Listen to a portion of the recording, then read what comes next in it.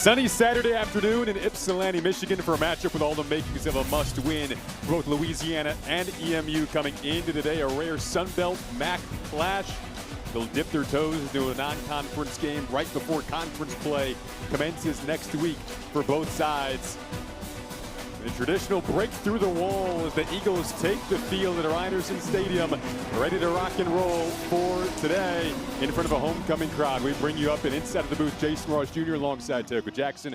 Pumped up for this one. Two schools that have experienced traditionally conference play success. However, less than ideal starts for both schools, Tioka. It feels like a must-win matchup. There's no question about it. This is not your run-of-the-mill tune-up before we get to conference play. We talk to the coaches and the players. There's a level of intensity that feels different, right? This is not, I want to win. This is, we need to win, and that's good for us. Key part of that is going to be the run game for both sides. On the Louisiana side of things, they've got kind of a two-headed monster back there. We'll take a look at that duo first, Tioka, with Zylan Perry and Bill Davis. Well, Zylan Perry has been getting defenses that nasty work. 7.5 average is 11th in FBS, and I think this is the best backfield collectively when you add in Stephen Blanco. But look at Bill Davis. He was first team all Sun Belt at the beginning of the season, and he's your backup. They can get it done on the ground, folks. Flip it over to the EMU side of things. A guy who's 11 yards shy of 2,000 for his career is the one we're going to take a look at next in Dante McMillan. Well, McMillan is an outstanding back. He's versatile. He's improved his hands. He can pass block. He's the kingpin of this backfield, and he's been carrying this offense so far this season. I don't expect anything different against a leaky rush defense of Louisiana. See the numbers there, 11 shy of 2K. And the student section with their hard hats on, ready to go for what's going to be a hard-fought battle between these two sides that don't see each other very often. Head coach Chris Creighton down to his knees getting set for this one. Has been locked in all week. Louisiana will receive this opening kickoff from Rudy Kessinger. Back to return is Robert Williams and Zylan Perry. The cannon sounds. We are ready to go. A touchback to begin things here at Ryerson. So a Louisiana offense that struggled a week ago. Both teams coming off matchups against SEC teams. Louisiana went to Mizzou and Columbia lost 52-10 in that one. Daniel Beal will get the start today. He was not the starter to begin the season. Walker Howard, their transfer from Ole Miss, was.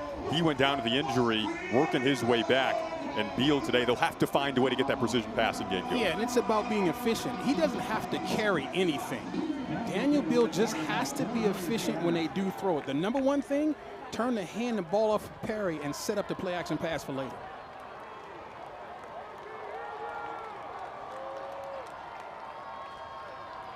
Now bring Robert Williams in motion, get the ground game established with Perry, averaging a little over 7.5 yards per carry, as you mentioned in the open, and you already see it there, a nice chunk on that opening play. Well, he's a Doak Walker watch guy, and why? Did you see that subtle move in the hole? Even if defenders are unblocked where he's supposed to run the ball, it's a tough tackle because of his quickness. You're going to see this all day. That was outside zone. They're going to run a heavy dose of that, and he'll cut it back off of it. Second down, first pass play for Beal. A check it down, and a good one to get him in a rhythm early on. Connecting there with Brock Chappell, one of the tight ends in this passing game that we're going to look for candidates to emerge in terms of who he can throw to. Well, I like the call by Tim Leger. You got great first down production. Now you're in second and management. Stay above the chains. Don't put Beal in a situation where he has to throw. Run a nice little curl route by your tight end. Get him warmed up with an easy throw. It was a gain of 10. So a good start for this Louisiana offense. Subtly back to the run game. Patiently moving forward is Perry, who really worked on making defenders miss in the offseason. We talked to him a couple of days ago, a guy who lead the team in yards this year, and Louisiana native, wasn't highly recruited, but has worked really hard to get to where he is. And they shuttle a lot of guys back and forth. You see Bill Davis is in the ball game now. Perry is only averaging about 10 or 11 carries a game, all right? So what does that mean? That's fresh legs. They shuttle guys in, and they just keep attacking the defense. behind an offensive line that's healthy today. They go to the passing game once again. A dart caught by Robert Williams. They wanted to get him involved. He's at the second level inside of the EMU 40, and a very efficient start for the Raging Cajuns offense. So this is a stop route, Jason. Watch him run the defender off. He's going to show like it's a 9 route, getting the ball off on time, but see, he's running a DB off. So he threatens Joshua Scott deep because he is fast and explosive player. That's a timing situation. As soon as he stops, the ball's got to be there before the defender recovers, and that was as good as it gets. The cut back as they give it to Bill Davis. Goes up. That was a gain of 18 on the last pitch and catch to Robert Williams. Now following it up, a very balanced look so far. So we talked about Zylan Perry and how explosive he is. What I like about Davis is when he comes in the game, you can't really tell any difference. The run game does not change in any way whatsoever. 5'9", but 225. Thick, tough. It's like tackling a fire hydrant. I don't know if you've ever done that. I wouldn't advise you do it. Nice pace early on, too. They go to the passing game again. Good blocking again. Dump it down again. It's Chappell once more, his second catch. And a little attitude at the end of the run, too, as he gets knocked out of bounds. We said to each other before the game, Tayoka, how many guys would Eastern Michigan bring, put them in the box? Yep. Can you test Louisiana to see if they will prove to you that they can pass? Early on, they are. So Eastern Michigan is committing to stop the run, as they should. This is an offense that only threw the ball 8 times for 5 yards last week, right? So you're going to force them to beat you. And so far, I like Beal's ability to read the defense and, like you said, the time that he's given to do it. Gain of 11 on that last play. Getting down inside of the red zone, inside of the 15. Another cutback. It is Perry, and he's into the end zone. An opening drive statement on the road from an offense that had been struggling, and they strike quickly. Well, look, Eastern Michigan has put on tape some sloppy tackling. And as a football player, when you watch tape, you get excited when you see your opponent screwing up. Watch the tackling here. Who fronts Perry up really and gets a solid hit on him? And this is the type of guy, if you don't get a solid hit, you have no shot. He's only 214 pounds, but most of that is in his waist and below. He is thick and strong. Sterner on for the extra point. Toka, there was a lot of contact, but it never ever felt like Perry was actually...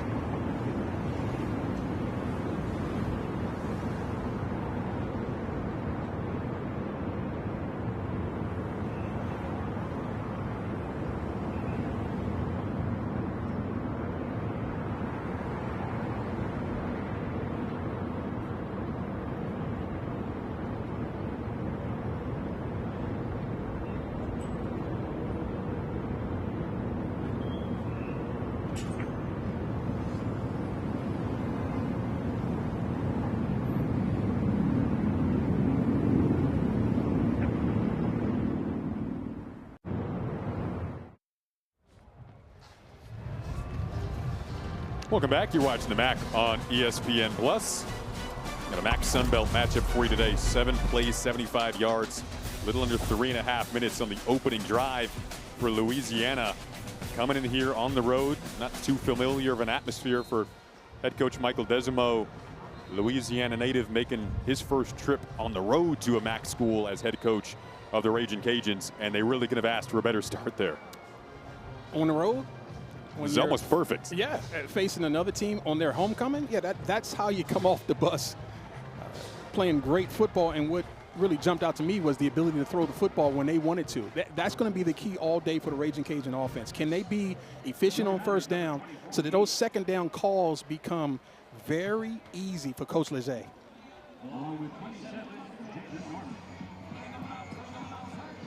Fifth-year senior Logan Klotz going to kick off.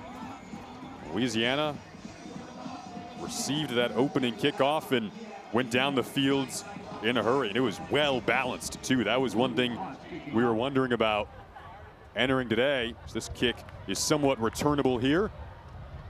Brought down at about the 22-yard line as Norman, and now this Eastern Michigan offense comes out for the first time, coming off a loss to Kentucky. That opening half against Kentucky, these are the numbers throughout the course of the game. If you really look back on it, you swap field goals for touchdowns opening half against Kentucky, you could make an argument this Eastern Michigan team could have been in front on the road at an SEC school last week. How did they pick up where they left off from that first half? Well, they confirmed a lot of good stuff on the tape. Just come back and continue to do what you did last week. No turnovers would be helpful, but Noah Kim is an outstanding quarterback, and we'll talk about that as this game goes on. His decision-making has been sensational all year. Transfer from Coastal Carolina, was also at Michigan State. He was a starter there in East Lansing, so back in the mitten in his last year of college football. They handed off on the opening play of the game. Mentioned Dante McMillan entering today, 11 yards shy of a 2,000. They begin the day with Tavier Dunlap, and now McMillan will swap in for him. See the officials holding the offense. When the offense subs, you got to give time to the Raging Cajun defense to sub.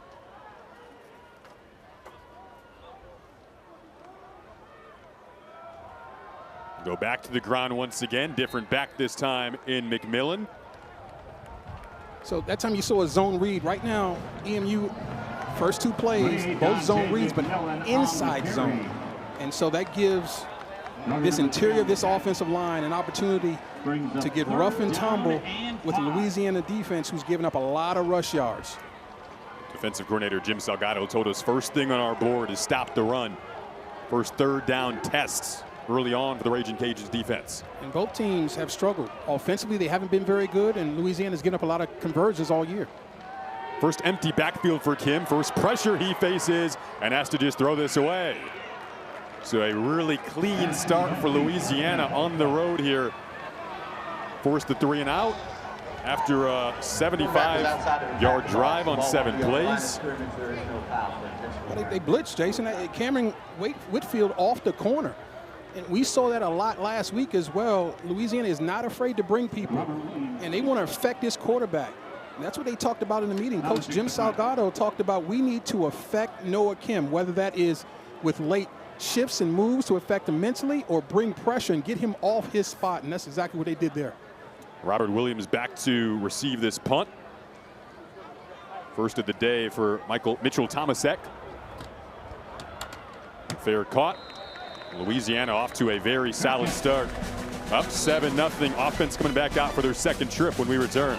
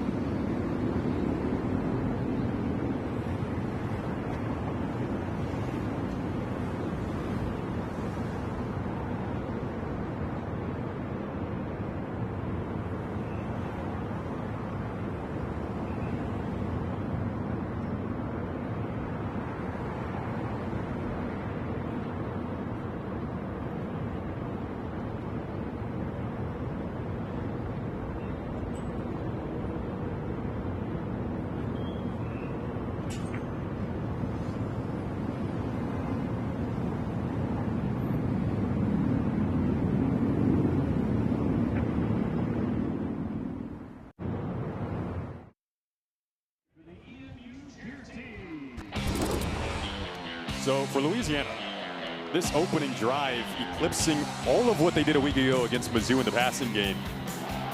Beal comes in, his second start, Baton Rouge, Louisiana native. They pieced together 39 yards through the air, topping just 4 from last week, Tioga. Yeah, I mean, that's improvement, right? But how did they get to these numbers that you see on the screen? How they did it was being super efficient in a run game in early downs. And now Coach Besimo is like, okay, we can throw the football when we want to. And the route combinations are very simple but effective because EMU has to add a guy to the box to try to contain this run game. And they were right on par with that 7 yards per carry type of deal coming into this game. We saw it on the opening drive. So now take 2 for Beal. We'll go to the ground, and this time Eastern Michigan's defense ready on the edge. That is Mekhi Gilbert wearing the number 0 today. Very athletic on the end. Well, Ben Needham, the defensive coordinator, he singled out Mekhi Gilbert, both he and Tyrell Martin, as the key to this football game. If you single block these 2 tackles inside, you're going to have a hard time moving the ball on inside runs. Mekhi Gilbert is a big, tough, physical player. They got Davis as the back flag goes flying, caught underneath. 3rd time they've targeted the tight end. Now this time it is Caden Jensen on the catch. But we'll see what this flag is for. Offense. Hold the 4 players in the backfield. Number 79 who's not on the line of scrimmage. 5-yard penalty. 2nd down. First time today we've heard from our referee, Tim Barker. He said number 79. I'm not sure he got that number right. Either way. So this is not the start that Louisiana likes to their drives. Obviously, a TFL in the beginning, and now a penalty that backs them up. If you're Eastern Michigan defensively, you've got to capitalize on this situation right now. They have struggled to play complementary football all year. Here's your opportunity. And go to Bill Davis. The tackling for Eastern Michigan was an emphasis all week long in practice, and a very heavy emphasis. Sterling Miles making the hit there. Well, that's the former sprinter. That's the former high school sprinter. You see the timeout being called, but Sterling Miles is a very active and relentless football player, and what a joy it was to talk to him this week. Get used to seeing number 56 around the ball because he'll be there all day. Told us he ran the 100 and 200 meter before he started playing football in 4th grade. Not too many track guys, Jason, grow up to be hitters. But he's a little different. He grew up around football players. His dad was an offensive lineman. His brother was an offensive lineman. So he was destined to put his hand on the ground. And they'll move him around, too. He'll have his hand on the ground. He'll play some off backer. But his game is about speed and quickness and relentless play. Not the biggest, but if you can run, you can get away with being not the biggest. Because when he gets to the ball, he's usually bringing the wood. So you got an injured Ragin' Cajun down on the field here. So keeping our eye on that status. You mentioned that conversation with Sterling Miles. He would go to his brother's football practices after school, after his track practices. Said, I kind of like this, and eventually tried it out in 4th grade, was a natural, was a big Usain Bolt fan as well. Like you said, family alignment. He told us he was the skinny one, but he could bend a bit more than his siblings. Well, look, and he's the baby brother, right? So the baby brothers are always a little special. You know, I was a baby brother, so I have a little affinity for those baby brothers. But no, really. You still behave that way? Well, listen, I was a product of my older dad, You're building older this brother up and sister. Huh? Do you still behave that way? Well, of course I do. You do? I'm going to milk that baby brother stuff. Are you that's kidding me? That's all I'm trying to get to the people. No, but really, what a joy to talk to him. Very mature young man, right? You know, he's a 20-something. It felt like I was talking to a 40-something. Just really intelligent and just really had a lot of fun talking to him this week.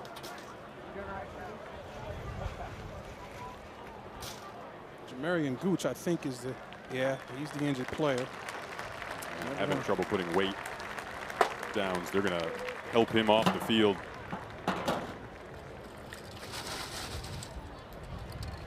He's taking care not to put any weight on that empty right leg. And obviously, in these situations, you want to see young men walk off on their own power, and that's not happening there, and that's unfortunate. Had him slotted in at left tackle today on this offensive line that plays, of course, a very key role in the 7.5 yards per carry average that this backfield has been delivering through 3 games so far.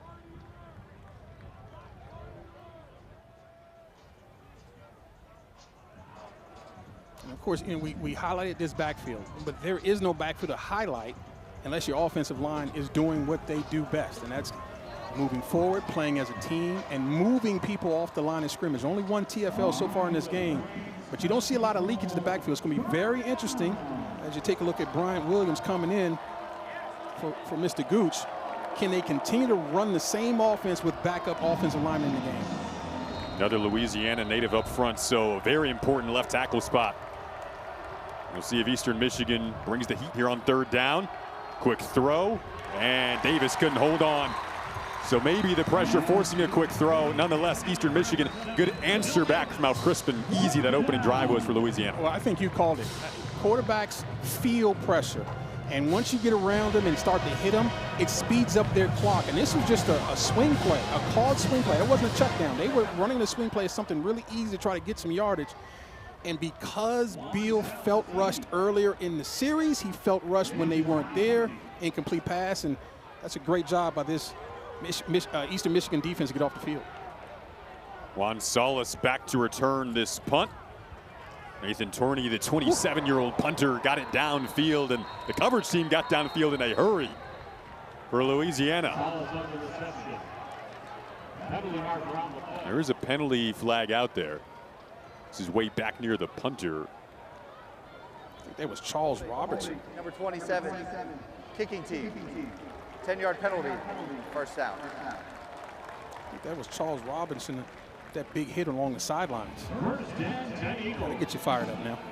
You said before the game, it doesn't feel like your average final non-conference matchup of the season. You see the records if you just tuned in. Eastern Michigan 0-3 coming off the loss to Kentucky. Louisiana coming off the loss to Mizzou, 1-2 on the season. So right now it feels like for both coaches, Louisiana was just in their conference championship game a season ago against Marshall, and Eastern Michigan has had success in the MAC in recent years. To set the tone moving forward, you got to do it right now. Both ball clubs are very proud, and I think I got the feeling that both of them feel like they're better than their record shows, but right now you got an opportunity to put it on tape. Louisiana went 6-0 on the road last year. They know how hard it is to win away from home. Throw caught on the sideline. It's Terry Lockett, who Noah Kim called his safety blanket. We chatted with Kim earlier this week. That's a go-to connection. They got to get rolling here. Well, they go way back. They both started their career at Michigan State, and they lived together, have known each other for years. And so when Noah got here, the easy connection to get him acclimated to his new team was Terry Lockett. Terry texted the coaches when Noah was in the portal saying, you got to go and get this guy. They got him. Empty backfield and a lot of potential options in this set here for Kim. Another quick throw. It is caught again. Should be enough for a 1st down over along the sideline. It's Porter Rooks this time, the Charlotte native. So it looks to me that when they go empty, that's an automatic key for Louisiana to bring people. And so that ball has to come out quick. And you see the stop route at the sticks. Excellent execution. Off coverage because you're playing man-to-man with no safety in the hole. That's a great call against that defense. First time in plus territory for the Eastern Michigan offense today. Again, they moved it in the opening half against Kentucky last week. Just more field goals than they would have liked. On the road in Lexington, dump it off this time. It's Joshua Long, the tight end, getting involved. They say he could throw it anywhere, and Long will try to haul it in. He does so there, but there is a flag on the play. Holding. Offense number 77. 10-yard penalty. 1st down. Look at Doji Dawe, who's been really consistent at right tackle, maybe the most consistent lineman so far to a point this season. Well, when you're built like a man tower, you're not going to get away with too many holds. I mean, 6'9", about 310 pounds, right? And those hands are huge. Look at those big white gloves. If you're squeezing and pulling cloth, people are going to see it. But look at that. He's still growing into his body, Jason. I mean, he's a senior, but he's still growing into that. Those are some long NFL-type pass-blocking arms. Yeah, look at the hands. Flexes him up again as Kim just tries to get some of this back, which he can do with his legs. Took a hard hit at the end of that play, harder than you would have liked. And we get a flag coming in. Curious to see what this will be, Tayoka, because Kim's a little shaken up. Personal foul. Targeting with the crown of the helmet, number 4 defense. That call is under video review. Yeah. So right as that hit was made and the way Kim got hit, you're wondering, that word targeting came into our minds, and now we'll start looking at this replay and try to figure out which indicators are present. First of all, this is one of their best players and skippers, so they cannot afford to lose him. Let's watch number 4. Does he duck that head? No. To me, that is not a crown of the helmet infraction. That's face mask hitting.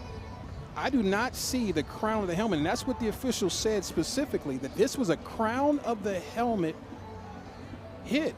No, I see a ball carrier low, and I see a defender dropping his hips. Now, yeah, there is some helmet-to-helmet contact, but I don't see a launch.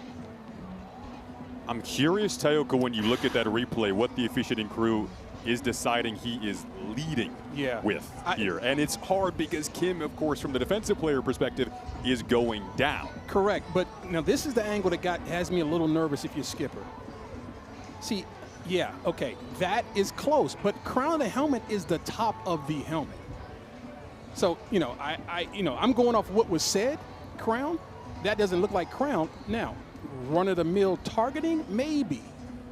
But look at him drop his hips. I don't see a launch. I do see contact with his helmet, but sheesh, at the end of the day, this is still tackle football, Jason.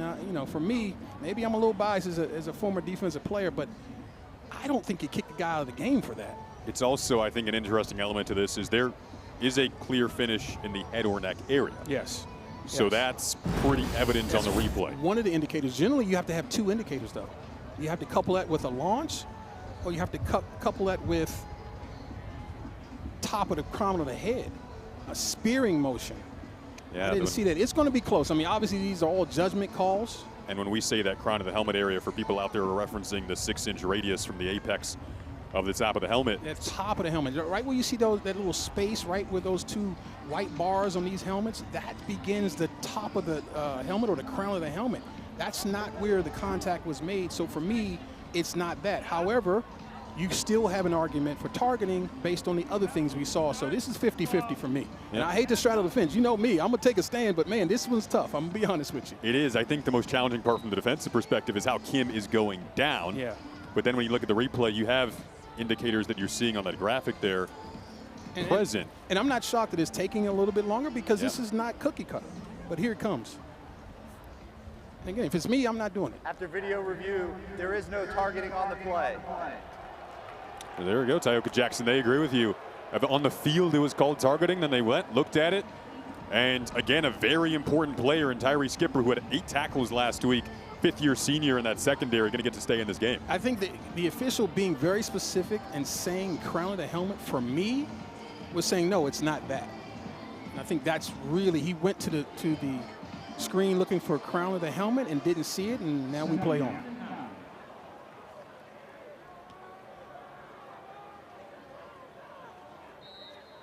Reset things, 2nd and 9. Eastern Michigan in plus territory, trying to keep the momentum going. Oh, nice missed tackle, McMillan. He's got the 2,000 yards for his career. He hits 2K and gets EMU a big first down. So when you draw it up, and by the way, that's Skipper, the guy they tried to throw out, as you see tempo from EMU. But when you're an unblocked defender, the entire program is counting on you to make that play. Easier said than done against an outstanding player like Dante McMillan, but that's your play to make because Tyree Skipper was preseason first team all Sun Belt in his own route. 21 big yards. Trying to answer back and tie up the game on this drive. Go to the ground again, trying to get the edge. It's McMillan once more. That's outside zone, and that's outstanding blocking by the left tackle. I believe that is, if I'm not mistaken, that's Everett Small on the outside. So you saw Dante McMillan pressing, looking for a cutback. Well, he got a soft corner and was able to turn it. For McMillan, some of those yards coming at Weber State. The Seattle native made his way east. Kim bobbled that snap. Now he throws for the end zone, has a target. Just overshot his good buddy Terry Lockett in the back corner. And I think that snap, that's what got him off track, right? I mean, that was an easy throw from Noah Kim, and we've seen him make that on tape all year. And how many times in practice going back to Michigan State together have those two guys throwing that ball? And it was a 7 route, a corner route by Terry Lockett, and he came free. That's a blown coverage in that secondary. You got to take advantage of these opportunities. They don't come very often. I mean, that's one thing Louisiana has been good at, is their pass defense. Go back to the ground. Nice jump cut from McMillan, eluding tacklers down inside the 5. Sets up 1st and goal. Look back at that cut here. You called the jump cut, and I love it. You got to be athletic to do it, but it takes vision. Jason Ross Jr. Watch him press the hold, him bam, jump back to daylight, and look at the explosion. Be slow to the hole, fast through it, and that puts defenders in a tough bind. And when we talk about pressing the hole, that means don't cut back too soon. Go in the direction that the play is flowing, forcing the defense to overreact, and you cut back off of it. Perfect in the red zone so far this season with either a field goal or a touchdown. They want 6 here. Kim will give them 6.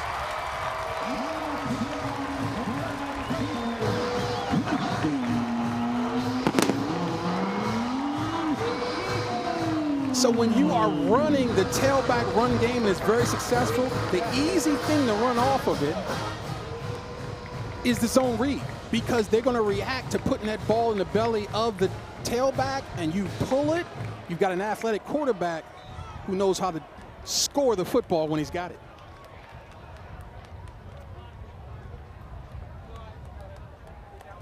So Eastern Michigan gets the answer back from that opening drive touchdown for Louisiana. It was 8 plays, 54 yards, resulted in a Kim touchdown to cap it off. Dante McMillan set it up with great rushing from the tailback position, but Kim says, you know what, I can run it too, and they're putting in work in the factory, folks. EMU off to a fast start.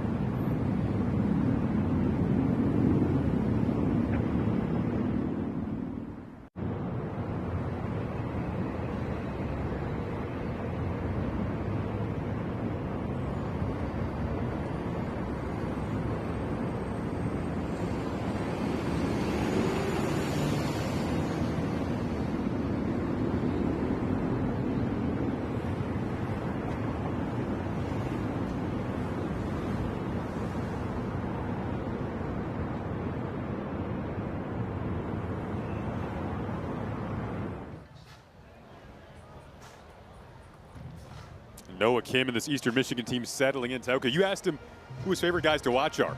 Yeah, he talked about Jaden Daniels and Bryce Young and C.J. Stroud, who are great players to watch, don't get me wrong, but physically his game to me matches up with Russell Wilson. I mean, his ability to make quick decisions and always get his offense in the right play, and he has the athleticism to just be fast enough to pick up first downs and keep the defense honest, as you saw in that touchdown. It's his last college season. He talked to us about embracing every moment, living a dream that he wanted to see as a kid to be a Division I quarterback. his third stop, and he knows today it's all about embracing the moment of wanting that first win of the season before conference play starts up against Central Michigan next week. Yeah, the line I loved, he said, was no days wasted. That's a mature young man, because young people think that there's a billion days ahead. But don't worry about tomorrow. You better take care of today. No days wasted. That's a senior right there. You can feel the intensity in his voice, and we chatted with him leading up to this game. You can see it in his eyes right now, has this matchup knotted up at 7. Louisiana comes back out offensively. Taoka, it was the penalties that set him back last time. But I don't think it's any reason for Coach Decimo to change who they are.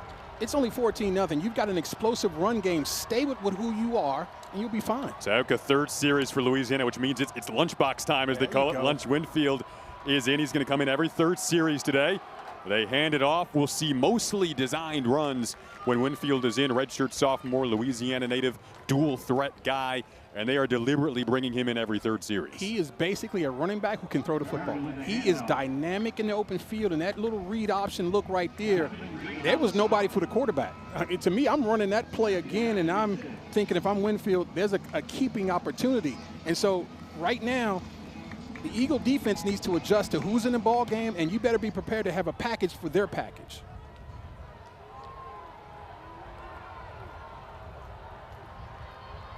They'll pitch it to Robert Williams here, setting up blocks for him on the edge, and he gets cut down. We'll see where they mark it after the second down run.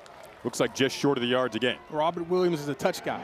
They draw up things to get him the football in open field. That's really will go down as a pass because he pushed that ball forward. That's an easy completion. As you see tempo right now. So yeah, they just try to barge through the pile here. Lunch is trying to push everyone. I think they did push everyone for enough, depending on where forward progress is marked with Zylan Perry. And did you see after the ball was given to Perry, Lunch Winfield began to push. Yep. Right? It was like a lunch push right there. It was a lunch pail push. Yes, it was. When he was playing in high school, the student section would chant, lunchtime, lunchtime. Watch the give, and now watch the push by Lunch. That's lunchtime right there. Nice job. First down. Snacking on the pushes there. They'll hand it off. Perry has an edge this time. A crease hits the second level. Dodges a tackler down inside at Eastern Michigan 35. There was some penetration by this EMU defense. Watch him have to belly back right here, but no one got a shot on him now. And look at the speed, the explosive ability of this guy in the open field, and downfield blocking by multiple receivers, including Raji Dennis. But you can't have long runs without receivers blocking downfield. Great job by this Raging Cajun offense as a whole. 30-yard runs. Zylan Perry told us earlier this week his thing this season was making guys miss at the second level. He does so there. Gets 30 yards. They bring Bill Davis back in. First throw for Winfield is high. So again, his forte more so with the legs. This is his series, the third series. Daniel Beal got off to a good start throwing the ball. That is rather incomplete. But they are, for the second time today, inside of Eastern Michigan territory. Well, and like you said, Daniel Beal got a great start because of the type of throws he had. Some very easy throws, getting the ball out quickly. This time they put Lunch on the move, which he's very comfortable in doing, but just hasn't had enough throws. He sails that one because Shelton Sampson was wide open on that cutout, or outcut, excuse me. So they bring Beal back in right on cue, going to throw it this time high, nearly dangerously off the fingertips of Robert Williams. Had a couple of DBs in the vicinity there. Luckily, it doesn't lead to anything dangerous for Louisiana. Well, he saw number 3 coming hot and heavy off of it, and that's Barry Manning. You see him trying to move out. No, you got to catch that football first, Robert Williams, then make the move. He began to move before he caught the football, and that's why that was an incomplete pass. Outstanding job by Barry Manning by reacting to the ball in the air, and he was coming to lay the lumber. Brings up 3rd and 10. Odd part of the field, too. They dump it down. Ball is in and out of the hands of Caden Jensen. Really good coverage there from Bryce Llewellyn. They call him that bandit spot. He makes the great play there and now forces a decision here. Looks like it's going to be the special teams unit for Louisiana. Yeah, that's one of the best run and hit plays that we've seen from EMU defensively. They have struggled. but playing hard has not been their problem. Messiah Blair and others running hard, chasing the football, and forcing Beal to get rid of that football under duress, which is going to make it a lot tougher to make the completion. They're right about where Tony Sterner, we were told his long would be. Trying to add 3 to this lead. It's got the leg, and it is good. Looks like Sterner got run into as well, a little shaken up after nailing that kick. Personal foul, roughing the kicker. Defense, number 6, 15-yard penalty, automatic first down. Wait a minute. It was a 52-yarder. So here's a rare situation where you want to take points off the board right there. Ooh, that's dangerous. Yeah. My goodness, I'm glad he was able to get up and go off under his own power, because I've seen that end up much worse. So good job, Sterner, being able to shake that off, and we'll see if that affects him down the road. But that penalty, though, Yep. I mean, it's costly for this Eagle defense, right? And rarely do head coaches like to take points off the board, but in this situation, down 14. Let's get in the red zone. Yeah, and you get 15 yards and a first down to boot. You've got to take full advantage of this now. This is in a very important sequence for the Raging Cajun offense. So mental error, as you can see, Louisiana take the points off the board. Offense goes back out. Beal to QB on a drive that was started by Lunch Winfield at QB. Beal comes in trying to finish it. We'll shovel it off. Perry had a 30-yard run on this drive that was huge, and he is pushing the pile here. That low center of gravity, he's hard to bring down. Lower half is so strong. Yeah, that should have been a dead play. As you see a flag down again. Holding.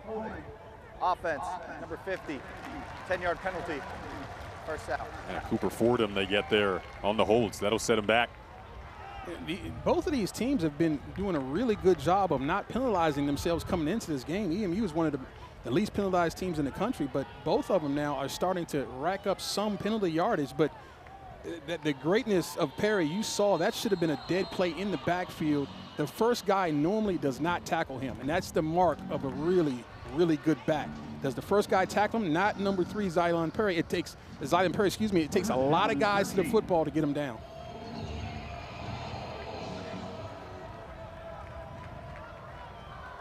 It's going to be 1st and 15. Hand it off. Another big crease for Perry to get some of that back. Goes helicoptering down, then emerges up. Got a good chunk of that yardage right back. Consistently, Jason, he's getting to the second level untouched.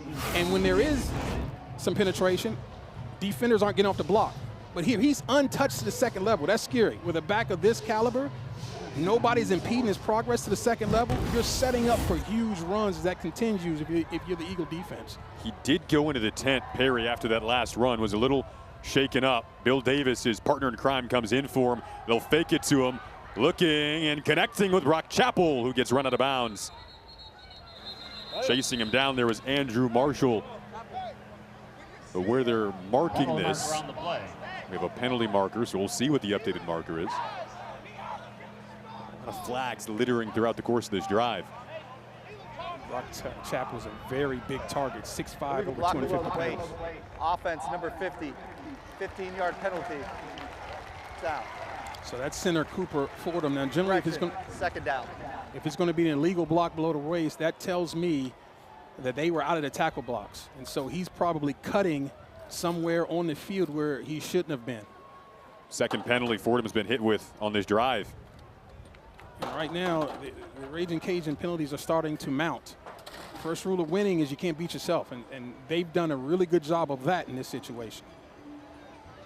It was Sterner who hit the 52-yard field goal. Eastern Michigan got a hit with a running into the kicker penalty, so they took the points off the board, opted to keep the drive going instead, but have set themselves back a couple of times on that mission of trying to get into the end zone here with penalties to the O-line. Bring Williams in motion. He gets hit promptly in the backfield. Now you're starting to get pushed all the way back to you originally attempted that field goal. This is Carter Evans flying up to make the tackle. Yeah, we talked about there have been defenders getting penetration and getting in the backfield, but they weren't making a play. And if they don't block you better make the play. Great job by Carter Evans of not losing leverage on that ball, because Robert Williams is a very explosive player in the open field.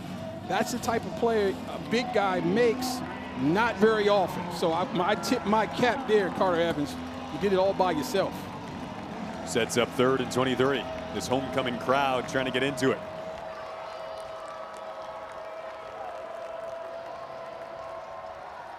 Beal back to pass, pocket collapsing on him though, trying to get some of this yardage back for his field goal kicker in Sterner. Got up to what's set up about 4th and 11, so maybe picked up 12 there as the clock's winding down on this first quarter, but makes this ensuing field goal attempt much more manageable. And I like the decision by Beal. Did not put the ball at risk. The first quarter. You see the first corner running out, but didn't put the ball at risk, understanding they were in field goal range. Get as much as you can and get down. A smart decision from the redshirt freshman who makes the start today with Walker Howard still out. Soaring into a homecoming afternoon and a fun start to this one, a tie game between Eastern Michigan and Louisiana after 1.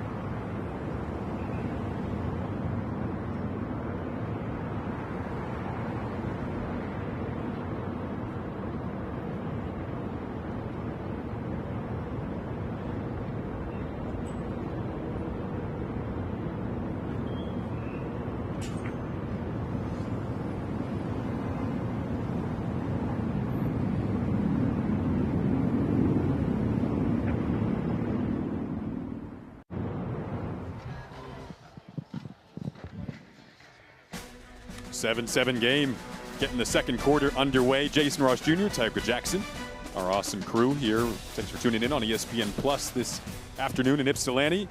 Second time on this drive, rare to say, that Tony Sterner comes out to attempt a field goal. He made one from 52, but it's going to be about 38 yards out. They took the points off the board deliberately after there was a running into the kicker penalty on the 52-yarder. Tried to get in the end zone instead. That didn't work out, so now trying to give his team a 3-point lead to begin this second quarter.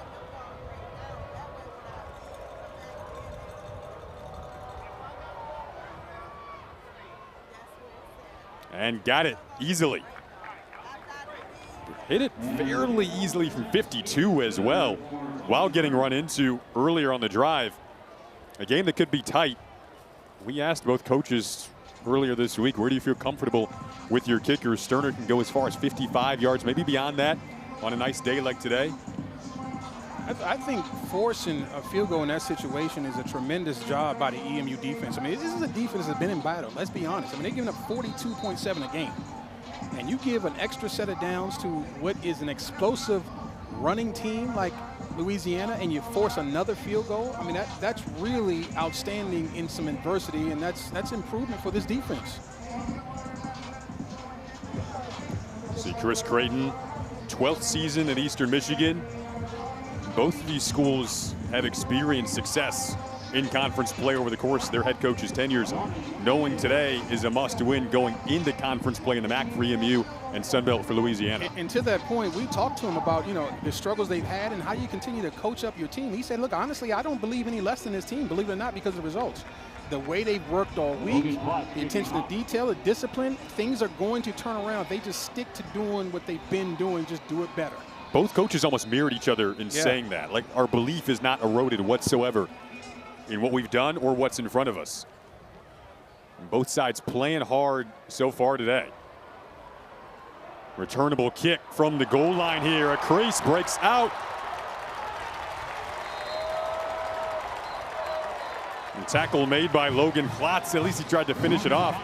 The kicker to avoid a potential return from Javen Norman there.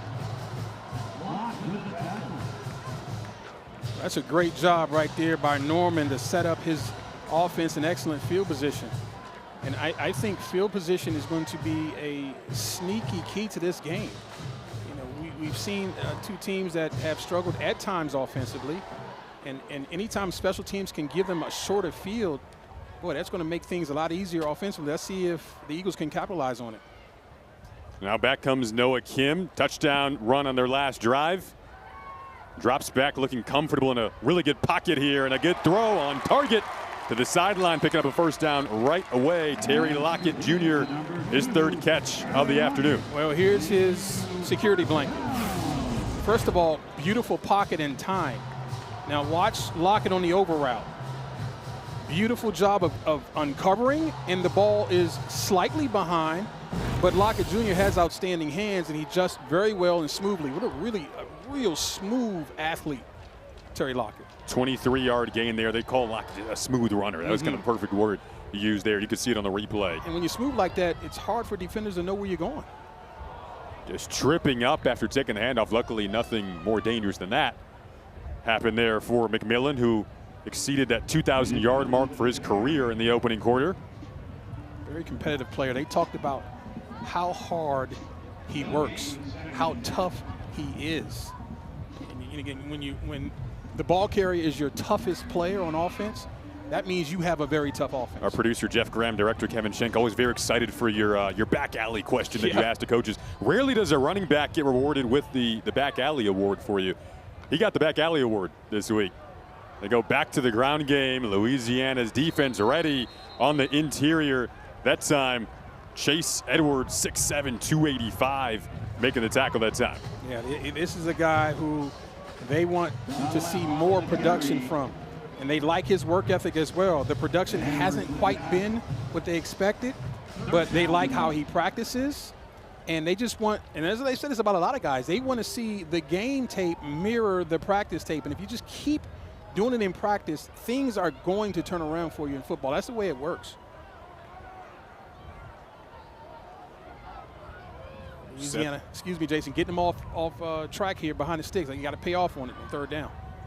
Kim trying to make him pay. He wants Devereaux. Oh, Devereaux holds it in. What a grab down inside of the 5. They're going tempo because they do not want this thing reviewed. And that's their fastest player, folks. Nick Devereaux is their speed guy. They run him on a 9 route in man coverage, and he makes a fantastic play along the line of scrimmage. As soon as this thing is snapped, they can't review it. They're going to speed it up, try to get in the end zone right away. And they do just that. Back-to-back drives with an Eastern Michigan touchdown. Javier Dunlap breaks the goal line. That's smart execution to go hurry up, but I want to go back to that catch because it was a terrific job of execution. First of all, not throwing the ball out of bounds. Give your guy a chance to make it. And smartly, Devereaux's holding the defender off, not pushing away, but pushing down. And then here's a touchdown, just simple inside zone. But they're doing it quick, so the defense is not really ready to get set and defend that play.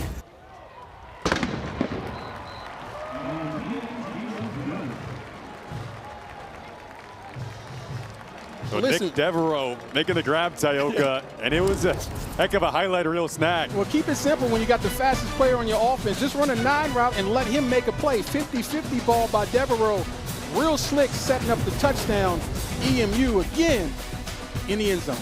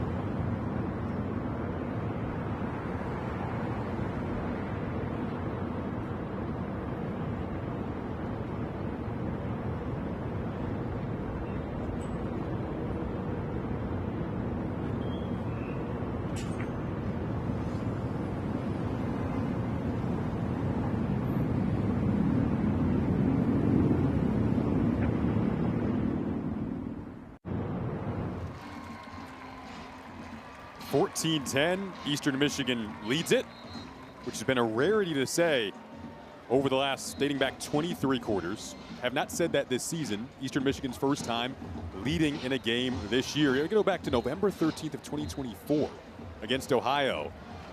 23 total quarters. Get that monkey right off the back here. Yeah, that's an incredible stat, really. I've never seen anything like that. But to your point, that's how important that stop was that we talked about a couple series ago, where they gave up the penalty in and brought Louisiana into the red zone. That defense showed up and forced another kick, and so that's why they've got this 4-point lead. Otherwise, it'd be a tie ball game, and they wouldn't be able to say again another quarter without taking the lead. It's got to be a relief for guys who've been around throughout the entirety of that streak to just get that out of the way.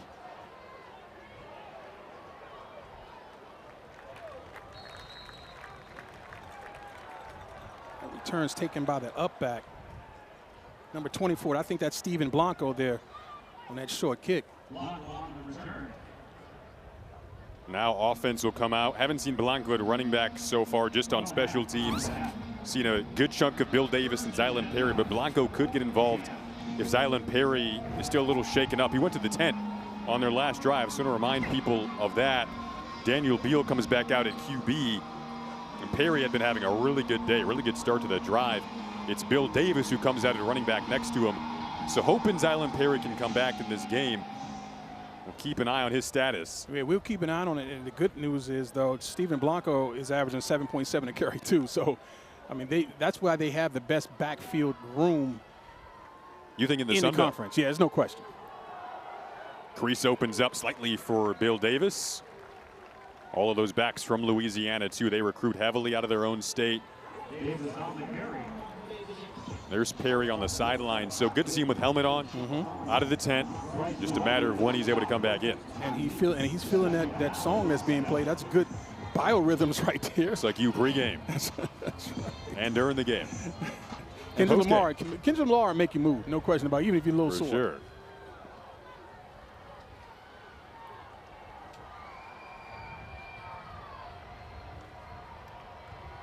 Go back to the ground here. Bill Davis got cut down hard, trying to reverse it back up the middle. Yeah, that's Sterling Miles again. And you're seeing the versatility from Miles. He will line up on the edge of the defense, on the line of scrimmage, again, off ball. And speed and quickness is his game as he came in knifing in and makes a nice one-on-one tackle against Bill Davis, who is not an easy tackle at 225 pounds plus. Now this is here a big test. This is where Louisiana all season has struggled. Third and medium or long.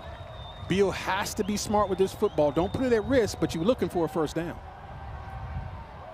Good slant over the middle. It is Robert Williams once again. He's kind of been the go-to target in the passing game so far to this point for Louisiana.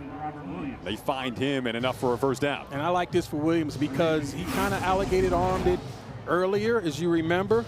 That's a really smart cut, just timing it up, letting his fellow receiver clear it out, and does a great job with the slant. And it looked like to me Williams got hit in the head. They should be looking at this for targeting. It was a gain of 11 on that last play. Throw incomplete. Out of the reach of the intended target, Charles Robertson that time. Jason Marshall on the coverage, the senior, trying to give his defense another stand here with Eastern Michigan. Again, their first lead all season long, taking on that last offensive drive. First down, incomplete pass. I'm playing run all the way here against this offense. They go to the ground, and it's Blanco this time. First carry for him. In for Zylan Perry at the moment, who was shaken up on that last drive. Now Bryce Llewellyn a little shaken up for Eastern Michigan. He's a very key piece. Don't want to just stay in the secondary because he's all over the field for them. He's a versatile player. Like you said, all over the field. They'll bring him down in the box. He'll play like a linebacker, and he can easily slide back as a deep middle safety as well. And they call him a headhunter. He's their biggest hitter on defense. They can ill afford to lose him against this rushing attack. Didn't see what happened, but it went down pretty quickly. See that hand opening and closing? Yep. I recognize that. That's some stinger type stuff there. He's trying to get that stinger feeling out of his shoulder. Oh. Yeah, a little friendly fire, right? A little friendly fire with his fellow defensive player, Jason Marshall. You know, and that's stinger right there. You're just trying to work out that burning feeling in your shoulders. All defensive players have experienced it at one time or another. I expect Bryce Llewellyn to be back on the field sooner rather than later. See Zylan Perry standing next to Stephen Blanco. Bill Davis back in the game at running back. Big 3rd and 3 here up near midfield. They'll fake it. Rare non-running play on 3rd down leads to a first down and a catch from Raji Dennis. His first grab, just his second of the season for the redshirt freshman out of New Orleans. I like how you described that rare 3rd down and short run. And this is where the time of the season where offense is self-scout. And they say, we've been running zone on this play. Well, let's pull it out. And that's an easy throw for Beal. That's just pitch and catch right there as you do in practice. And everybody was affected by the run fake, though. Running the football well opens up stuff like that. Start to try to shake up what defenses are seeing from you on film. No question. This is the tendency on first down because it works. Big play here. Bill Davis hits the second level and hits the end zone. Rips off 45 yards to put Louisiana back in front. Now, I told you that Zylan Perry was a home run hitter, but so is Bill Davis. This is 225 pounds in a 5'9" frame. You ever seen a bowling ball run downhill? Well, you're seeing it right now. Missed tackle, and then watch them open them up.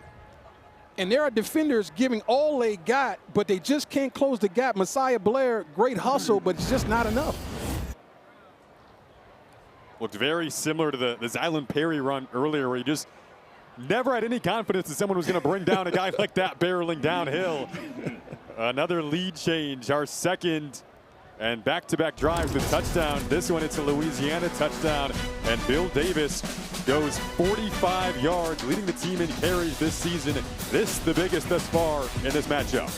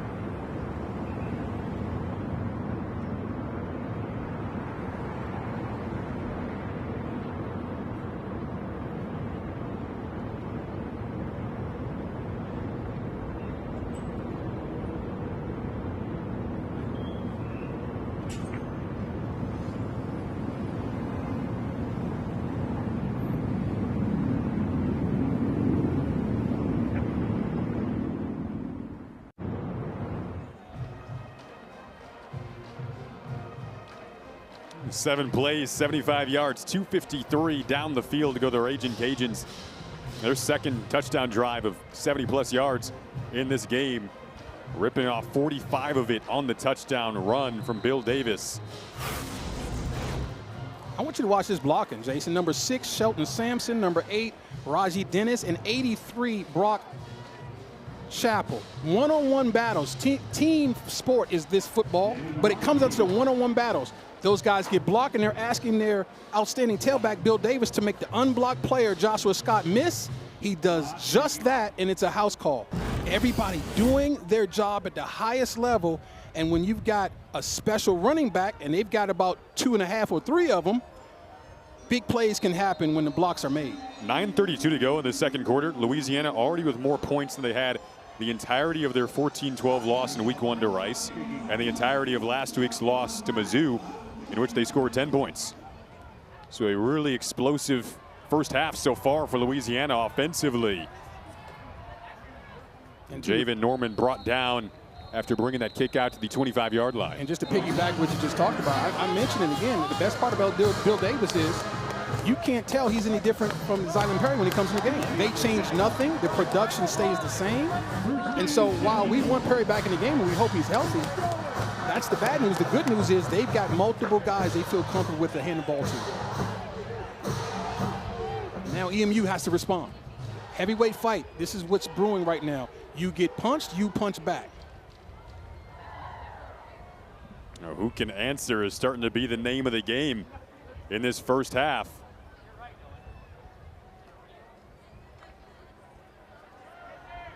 Kim got that throw away despite hands in his face. Out of the backfield, it's McMillan, who's worked really hard on his ability to catch the ball out of the backfield.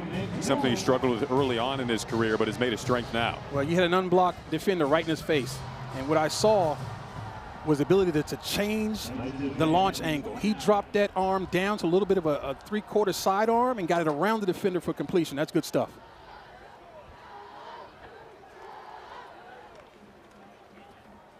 Another quick throw, another quick catch. First down for the Eagles. And that's the difference with this offense, Jason. They've got the ability to throw it and run it with efficiency. But again, let's take a look at that last play. Watch the defender right in his face trying to affect him, and he throws it around him. Still a beautiful spiral, still accurate. Great job of hand catching the football by McMillan and getting upfield. Porter Rooks on that last grab. First time we've seen him really lick to the sideline and make an adjustment like this. Eastern Michigan watched their first lead of the season dissipate quickly after Louisiana's answer, trying to snag it back here on a drive that's off to a good start. Nice cut, broken tackle. McMillan carrying the defender, Jaden Duggar, with him. Duggar, the linebacker for Louisiana, who wears the green dot, gets the coach-to-player communication. It's a couple of key players going head-to-head right there. And that was Trey Tomlinson, number 20, in the hole, unblocked. But again, these backs, Dante McMillan this time, the first guy doesn't tackle him. And these guys are just outstanding. If you like running back play, you've come to the right place. And you like to see good tackling. I do. It's giving you a little PTSD here. These running backs flying at you once more, right into your screen. Goes McMillan again.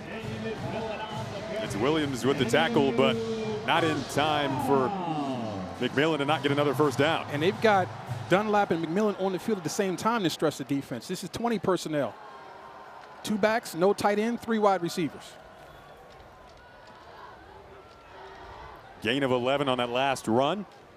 Another check to the sideline on this drive. Another flip out of the backfield. It looks like Dunlap this time on the receiving end. It is. What do you think about those deceptions, little looks to the sideline that we're starting to see? Oh, I love it. Again, you're showing a different look, but there's 20 personnel. And then the motion pre-snap, forcing the defense to adjust. And then again, blocking on the perimeter, making little guys, DBs, corners, try to tackle these tough running backs. That's smart gameplay right there. I was just about to ask you if you think Louisiana's starting to look like they're on their heels right on cue. They make a couple of substitutions as Eastern Michigan is in plus territory, 3rd time today, to the ground again. Maybe trying to create some tired legs as this drive keeps moving. Caleb Cabaudy on the tackle, the 5th-year senior. I think right now you're starting to see an offensive line get in a great rhythm. they're doing a great job of protecting, and the run game obviously is stellar. They've been really good in the run game all year. But this is what a rhythm looks like when big guys are feeling good about themselves.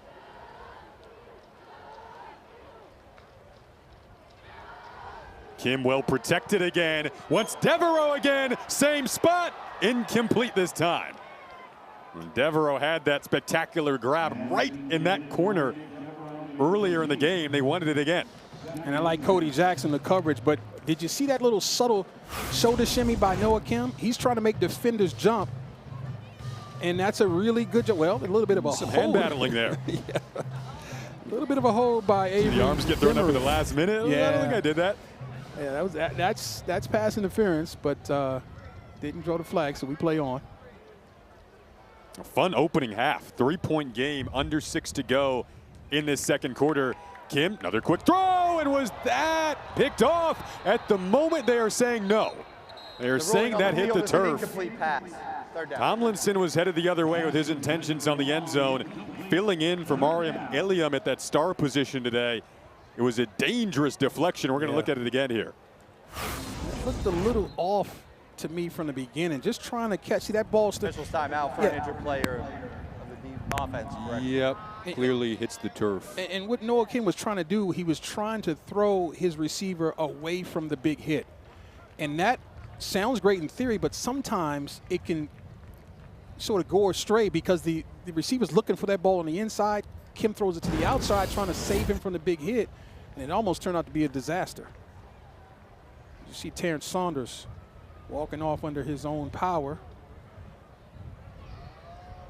Blue Valley West, Overland Park, Kansas. Shout out to our director, Kevin Shank. Yep. Knows that area well. You know, Shank right now is dancing in the booth. He's also eating a donut that you gave him. That's right. And you know, our The A2 second, I just want to add our on. A2 up here is guarding our donuts. I've been thinking about reaching for one, You but got to the way wait until PJ is halftime. guarding We have it, 5:53 until is that donut the rule? time. I gotta think wait. it's a rule I just made up for you. But I bought the donuts. I want you to have some pace today. Okay. These offenses have had some good pace We today. might have a conversation off air about that. I don't know how that works. It's called improv. But more importantly, 3rd and long. Like, can the Raging Cajuns get off the field on 3rd down? Because this is not quite field goal territory for EMU. Kim steps up, couldn't get out of the wrap, though, of the pressure that just was relentless from Jordan Lawson. You talked with the coaching staff about his hand placement. Going to see it on display here to finish off this tackle. He's a preseason first-team All-Sun Belt player. And when you bring this type of pressure, what you're trying to look for is one-on-one matchups, and can defenders get on the edge of blockers and get off the block. And that's exactly what happened.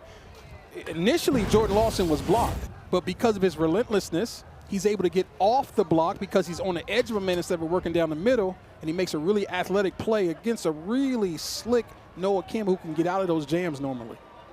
Rudy Kessinger, redshirt freshman from Columbus. Love that pooch punt. Smart. And it rolls down to the 1. Just inside of the 1. The 1 yard line. 4:58 to go. Puts Louisiana in a tough spot.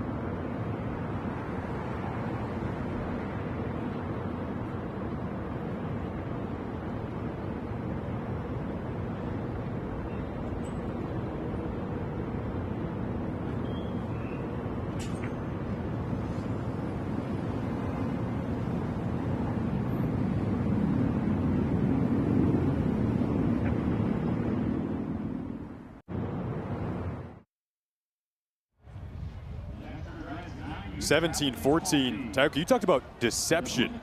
You see their kicker, Rudy Kessinger, here in a situation where they essentially put down what was like a pooch punt, but they're lining up as if you have your kicker out to attempt a they snap it directly to him. Instead, you got what would have been the holder down. That was the punter who was looking like he was going to be in a hold spot. Because if you bring your great punter in, the defense knows, okay, punt return. You bring your kicker in, so now they're saying field goal block, leave base defense on the field. There's no return man, and all he has to do is tap it and let the ball run and roll, just like our producer does with his pitching wedge when he's playing golf. Brought the wedge out and placed it perfectly. No, but that really smart, though, because, again, there's a special teams coach on the sidelines waiting for Tomasek, the punter, to come in so they can yell, punt return, punt return. This way, you put their defense on the field thinking they got an all-out block, and it's just really smart. And now the field is slanted in the favor of the defense. Let's see if they can pay it off and make Louisiana punt from backed up. Great point situationally when you look at time, score, timeouts, 2-minute timeout, and what's left in this first half. Really smart stuff from the special teams coaches on the Eastern Michigan side of things. Louisiana looking for some breathing room with Blanco. Now, I talked about, again, these one-on-one defenders not bringing down the ball carrier. Well, that time Jason Marshall stepped up from his free position and made a nice tackle in the hole. If he doesn't make that tackle, it's a very good chance that the runner, Bill Davis, is still running.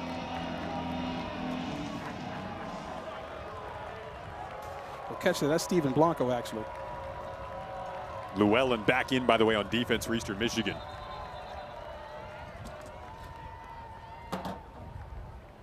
First charge timeout, Eastern Michigan, 30 seconds.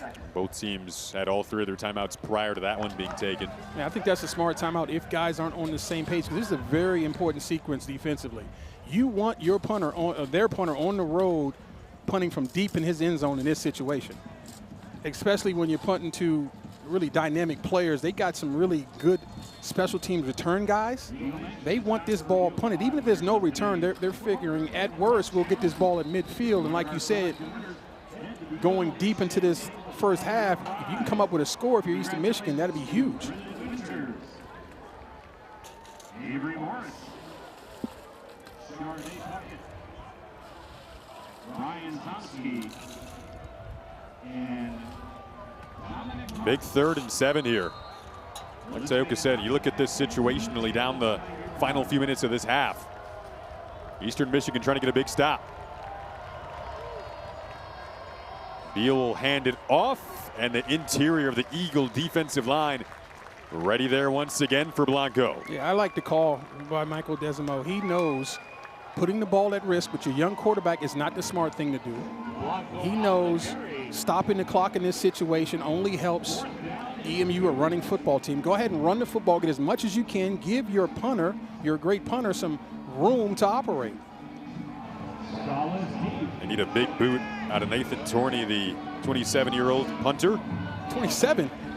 Oh. Aussie on pace to set a career average in per yardage on his punts. Back, you got Juan Solis, who's set up in plus territory. But this is a big boot. He's drifting back on it at the 45. Catches it, made one man miss, then snagged down at the 47. It's really good execution of punt and cover right there. One-step kick to get that ball away without being blocked. See the drive chart so far for Eastern Michigan. A quick 3 and out in that opening drive, then back-to-back touchdowns led by the arm of Noah Kim. A punt on their last series, but a big one coming up here with some really good field position. So what I want to see right here from this Eagle offense is possess the football. Do what they haven't done really well all year. They're second lowest in the MAC in terms of time of possession, which is sometimes a misleading stat. What would the doctor order here? A nice, methodical 52-yard drive, ending with the ball in the end zone and taking a ton of time off the clock. They hand it off. Couple of cuts from McMillan. Up the middle he goes. You got the 2 timeouts and the 2-minute timeout. See, they're going with a hurry up, and I'm not sure you need to do it. Let's see if they actually go fast with it. See, that's smart. See, get lined up. See if you can get a read on what are they doing defensively and see if you can maybe jump somebody off sides.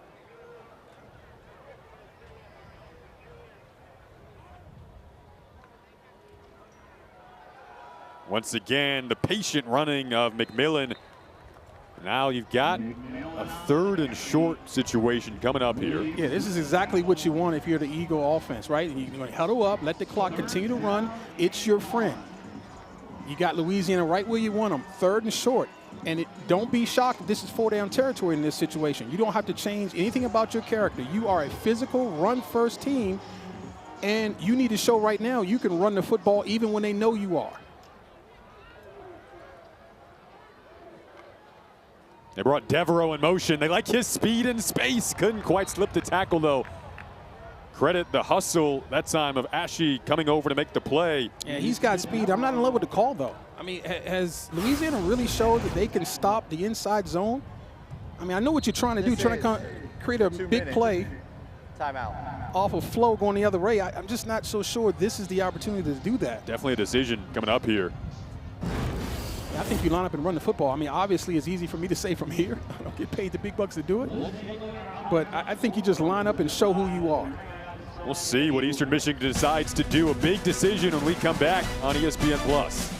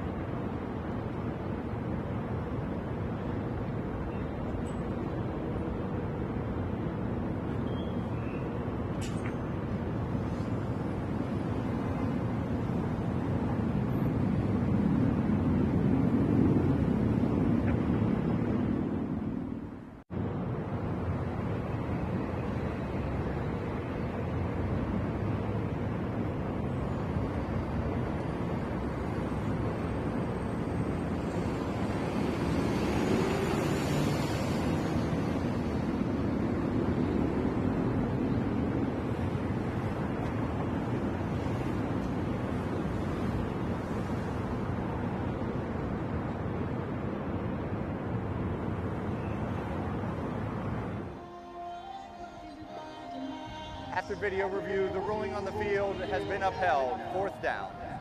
So while we were gone, they reviewed the spot, which you can do if it's in respect to the 1st down line or the goal line. So just double checking and confirming there in a big spot. 4th and 1 coming up, and looks like this offense is coming back out. So a big decision, and decision has been made, Tioga Jackson. I love the decision. This area on the field with your set of backs, you got McMillan or Dunlop, either one are great choices in this situation. And you put it on your offensive line and say, we just need what appears to be less than a yard.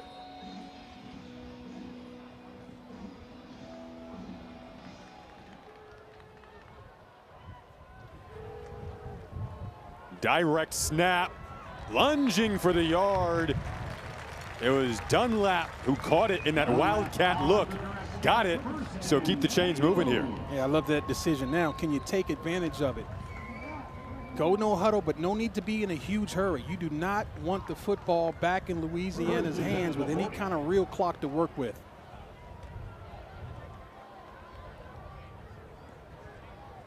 Fourth time in plus territory today. Going to try to grind out this last minute and a half. Down 3. Kim pumps, fires. That ball is caught. It is Dunlap again, this time in the receiving game. Able to make the catch. Yeah, in situations like this is where Noah Kim is at his best. Really smart decision maker. His processing speed is excellent. Porter Rooks on the grab. He'll line up as a receiver once again here. Bring a tight end in motion, blocking and quick moving now. This is Dunlap hovering up the middle, and inside of the red zone he goes. This is zone blocking at its finest, folks. Watch everybody wash to the right side of the screen. Everybody's going that way. Dunlap puts a foot in the ground and runs to daylight. That's a terrific job, both of the offensive line and the vision of Dunlap to see what's happening in front of him and take grass. Quick gain of 13 there for Tavier Dunlap. Michigan transfer. Came in this season, one of 19 transfers. You see the downhill physical nature of his running style. Especially late in the half like this when the defense might be a little tired. Bring him in and you see his imprint right away. Eastern Michigan had not led in 23 quarters up until taking a 14-10 lead in this game. Had to go back to November 24th of 2024 against Ohio when they were up 7-0 before they took that lead. Louisiana with the answer back on the ensuing drive to take this 3-point lead. Both teams get conference play rolling next week in the MAC and the Sun Belt. And an important final drive here of the half for Eastern Michigan.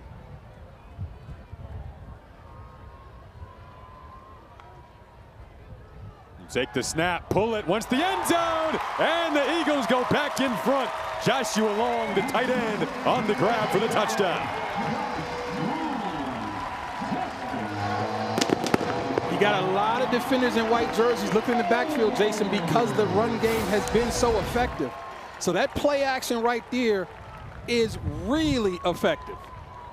And that is as simple a pitch and catch as you're ever going to see, with Joshua going right up the seam, unmolested really, and drops it right in the bucket for Noah Kim before the defender can make a hit.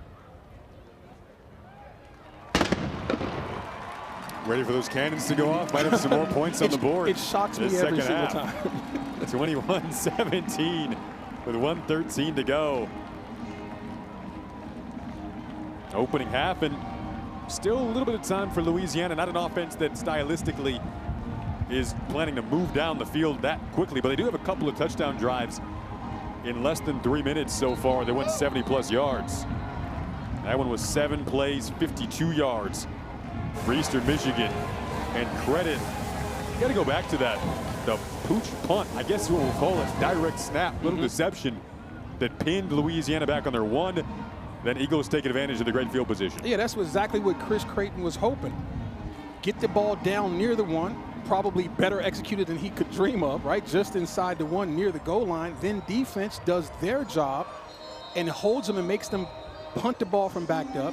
And now the offense takes great field position and scores with it. That's called complementary football. That's called team football. And that's the Eagles at its best.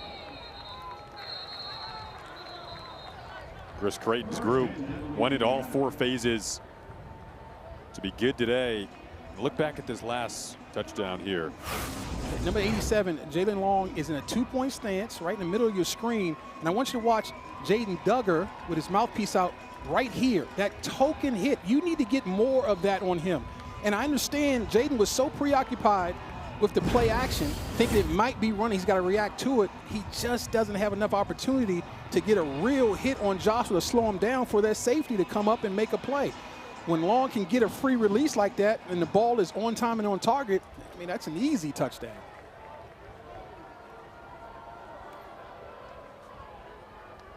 So now Beal comes back out, looking to throw here.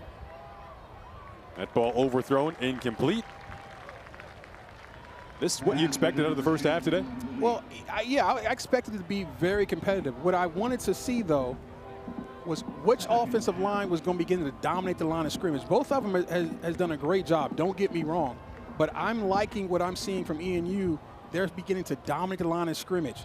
And here's the thing. The game is still close enough where Louisiana doesn't have to get out of character except for this drive. Beal stood tall. Good sign for Louisiana that Zylan Perry is back in the game and missed the last couple of drives. You see that knee, that right knee is heavily wrapped. Yeah, a little hobbled, battling through it. But this situation, if you're Daniel Beal, I think you got to protect him. You don't want to put him in a situation where he's putting the ball at risk, making throws into coverage. Another quick throw, first down. It is Shelton Sampson Jr., guy who they really wanted to get involved today. Kind of mirrors that theme you mentioned earlier. Practice reps looking great, just trying to translate it to game day. Yeah, and that's a nice route of hooking up. He's understanding his zone coverage. He's finding the soft spot in the zone and expecting that ball to be where it's supposed to be. Again, right there. Another soft spot underneath. This time it's Robert Williams juking tacklers. Look out. Seam up the edge. Gets out of bounds with 22 seconds. And see, when you get a guy like Williams the ball in the open field, he's a receiver with the route, right, hooking up right over the middle with defenders dropping deep. Now he's a punt returner. This is where he becomes special. See that this is all punt return stuff, and he's a dynamic athlete with the punt return. Once he gets the ball in his hands with space, that's exactly who he is. They're inside of field goal range right now for Tony Sterner. Yeah, but I want more. I'm being aggressive if I'm the Raging Cajuns, understanding that EMU gets the ball to start the second half. They've reached a territory where they can try to get aggressive. Looking to get out of bounds again here. Caden Jensen on the catch. 18 seconds. Still have 2 timeouts. This is plenty of time with the timeouts. I love how they're working the sidelines, get the ball out of bounds. Now you can take your time with the play call. The communication's been stellar. And I like Beal in this situation when the entire building knows you need to throw. This is something he's struggled with all year. I see improvement today.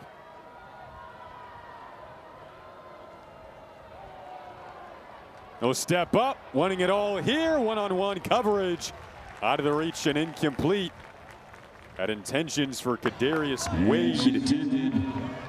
He had the room, and he just didn't give Wade a chance. Threw that ball too far to the outside. Now, he was bothered with a little bit of pressure. I think that might have sped his process up a little bit. But if that ball is more inside, I think Kadarius has an opportunity to make a touchdown there. Caleb Dobbs was on the coverage. Corner from Florida.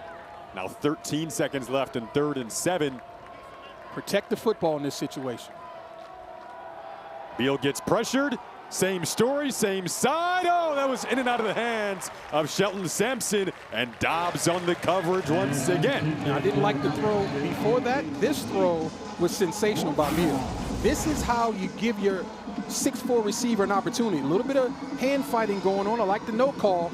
Just really close. Really couldn't have placed it any better. No, really couldn't. And just, again, right off the fingertips of Sampson, that was close to being a spectacular catch. Sterner comes out for the 44-yarder to try to make it a 1-point game going into the locker room. Definitely has the leg for this, a big boot, but it is off the mark. So had the distance, did not have the accuracy that he had earlier. 3rd miss of the season. And it keeps it a 4-point game. In a game where it's looking like it's going to shape up to be pretty tight.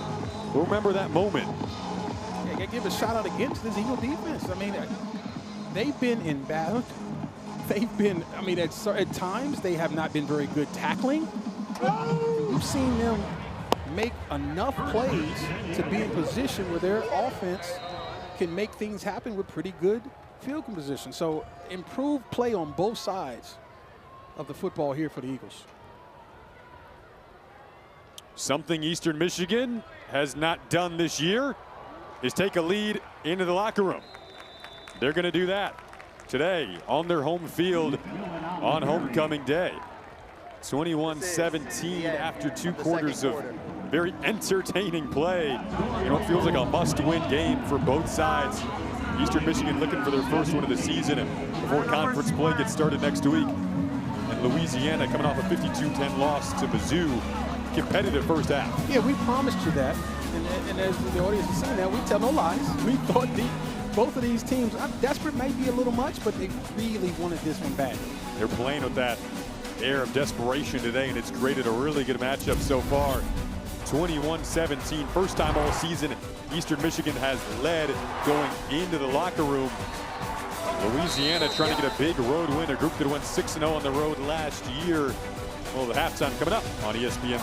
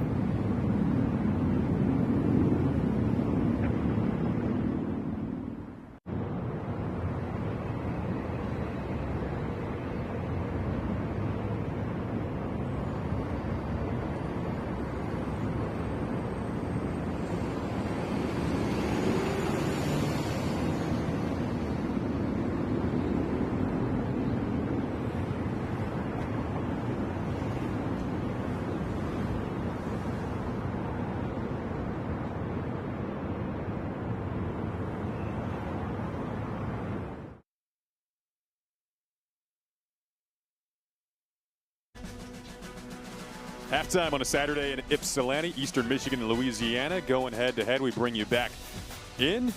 And looking at the big picture in the MAC as we get closer to conference play officially getting underway. Of course, some non-conference play still sprinkled throughout this week and next week. Toledo was the favorite in the preseason poll. Buffalo at the moment, the only team with a MAC win over Kent State.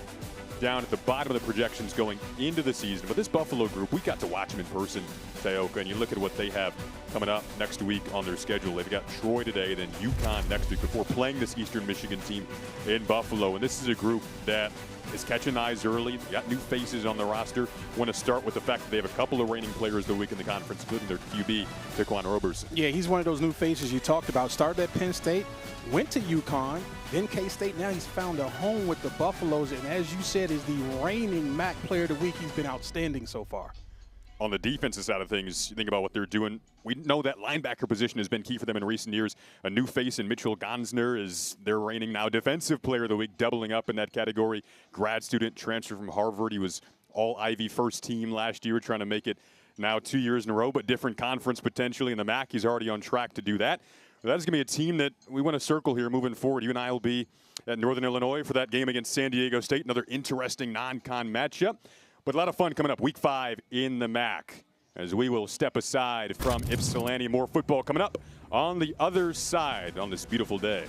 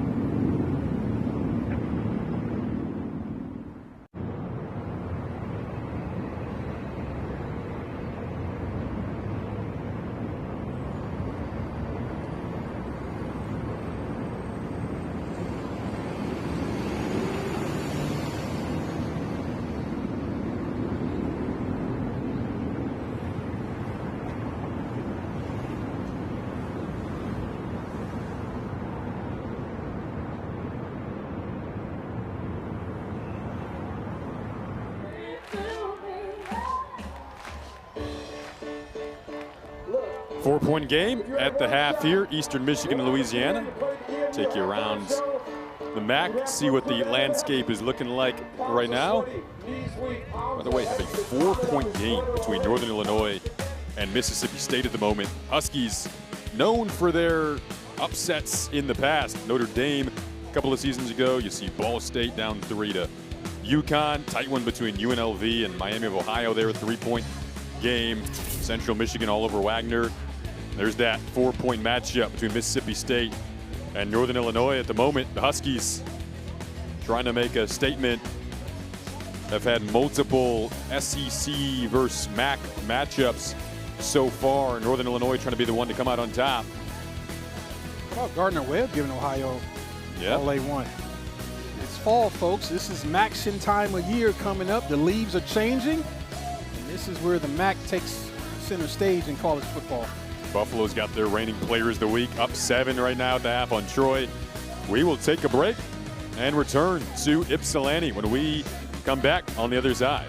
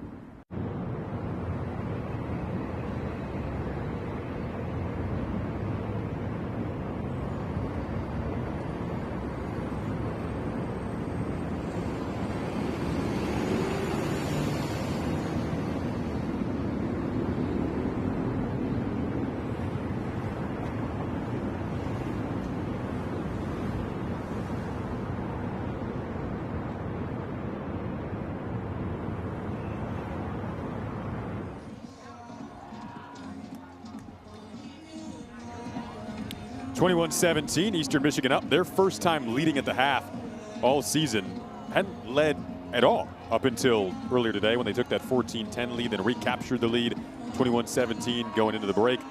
Louisiana hasn't started 1-3 since 2018, made it to the Sun Belt Championship game a season ago.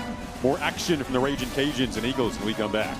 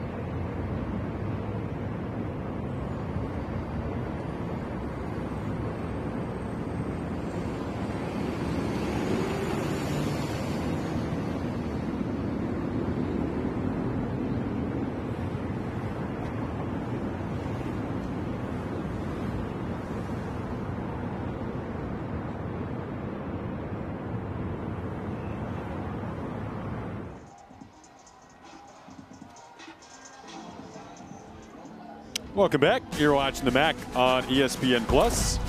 Ypsilanti, Michigan, the site of this matchup, separated by 4 slim points right now between Louisiana and Eastern Michigan. Jason Ross Jr., Tyreek Jackson with you from Rynerson Stadium as the Eagles get back out to take the field on homecoming afternoon. Great crowd here and some stats that have compiled nicely throughout the course of what was a fun first half to watch. It was, and what jumps out to me is the Raging Cajuns' ability to be two-dimensional. Remember, this is an offense that threw for a grand total of 4 yards last week, right? So throwing for 106 in the first half is huge. You're on target to be over 200 yards passing, and that's going to be a big, big deal going into this second half. Can you stay two-dimensional and see if you can get a lead in this ball game? Well, leading the charge for Eastern Michigan, their QB, very experienced Noah Kim in his last season of college football, trying to get the Eagles their first win of the season, and he's done a great job of guiding this team down the field. Well, it's the decision-making, and their offensive coordinator, Mike Piatowski, talked about how he has just a natural feel for the game and understands space, time, and his processing speed. Dumping the ball in deep passes. I talked about the Russell Wilson comparison, who's a great deep ball thrower. And then the decision-making right there on the read option. The decision-making is what makes him special. He may not be their best offensive player, Jason, but he's their most valuable because he's consistently putting the offense in a good spot to win. 10 of 14, 118, one touchdown in that opening half. His teammates have all the trust in him as well. So confident. We talked about that trust, right? Yeah. And he said, you asked him about what was his biggest focus in the offseason. He talked about developing that camaraderie and that trust with his teammates. A lot of guys talk about technical things that they work on, whether it's being more accurate or working on the deep ball, on his legs or whatever. No, he talked about developing trust. He understands that football first is a people business. And so if the guys that you play with trust you and believe in you, they're willing to run through a wall for you. So, again, with his buddy Lockett, it helped him get him acclimated with his teammates, and you're seeing that sort of stuff pay off right now. Eastern Michigan won the toss, opted to defer to begin the game, so they will receive in a timely fashion, and Noah Kim ready to rock and roll and get this second half underway. This is a big drive from the Louisiana defense. They want to go 3 and out initially and put that offense back on the field. You saw the numbers. They have performed well offensively. Can this defense make EMU punt from backed up, set up their offense at good field position, and capitalize on that and possibly take the lead in the first possession of the half? Rex Schultz set to kick off. Javen Norman back to return.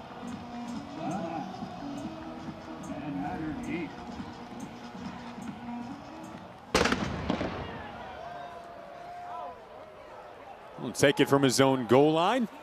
Found a sliver up the sideline. Flag down prior to that. It's an obvious block in the back.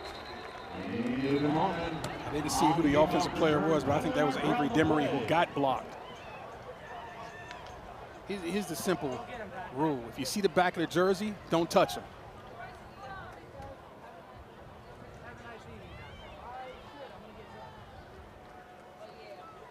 And though we couldn't hear it, I'm telling you that's what it was. And again, if you see the name on the back of the jersey, don't touch the guy. And I don't think he needed to do it, Jason, to spring his return man. Return team for 32, half the distance to the goal line, first down. We talked about it in the first half. A game penalty started to creep in a little bit. Neither team has turned it over. No slim margin for error is what this game feels like it'll hover with the rest of the way. And that's one of the things that EMU had been doing well all season, not committing penalties. That's a big one right there. They're backed up. Let's see if they can come out this hole. Their worst starting field position of the day. On the 5, Kim, quick throw, gets some of it back. Trying to motor up near the yard to gain, and doing so is Devereaux, who had a really nice first half, the grad student from Troy, Michigan. Well, he beat him deep earlier, and so you saw the tremendous cushion that creates in defenders' mind. That was about 10 yards of cushion from the defensive back, nearest defensive back, and so, yeah, just running a stop route to the outside, you're going to be wide open. They're going to call this 2nd and inches. Came up just short. And Devereaux, their fastest guy in this offense, when he gets in space, he can really move. Off coverage again at the top of the screen.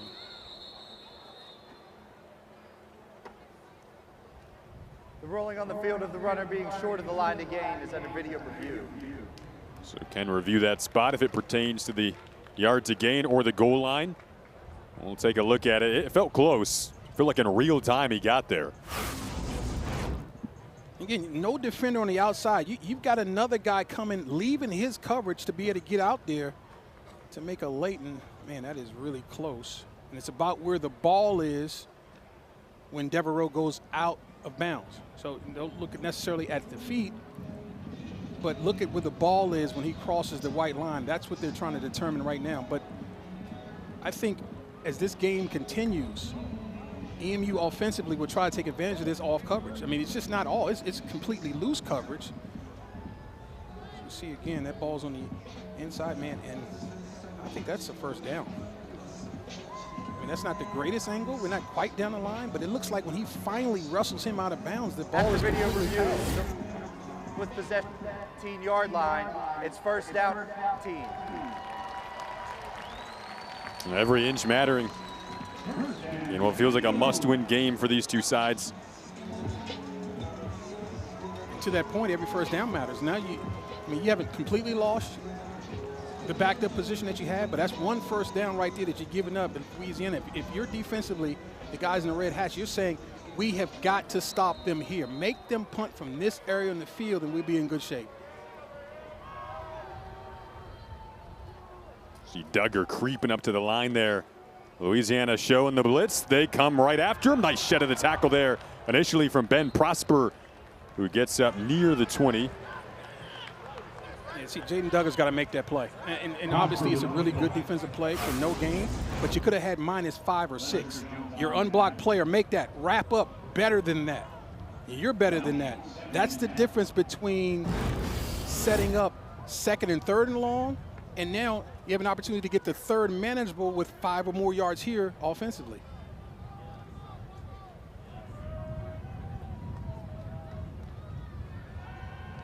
Kim eludes the ankle tackle and able to dump it off. Prosper again, this time involved to set up what you said, that 3rd and manageable situation. And first of all, Noah Kim, how about the toughness there to stay up, keeps his wits about him. Really just a cool customer inside and outside the pocket. You're going to see this rush get around the legs of quarterbacks. Quarterback hates stuff around his legs.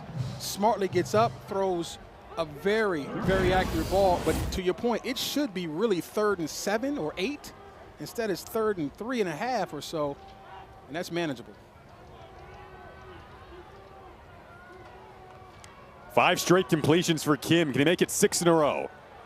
Had a lot of time to throw, got that off, but incomplete. Good coverage downfield. Kim took a hit as he threw as well, and the punting unit should be coming out here. Wow, that was incredible coverage by everybody in the secondary for Louisiana, and they did their job now.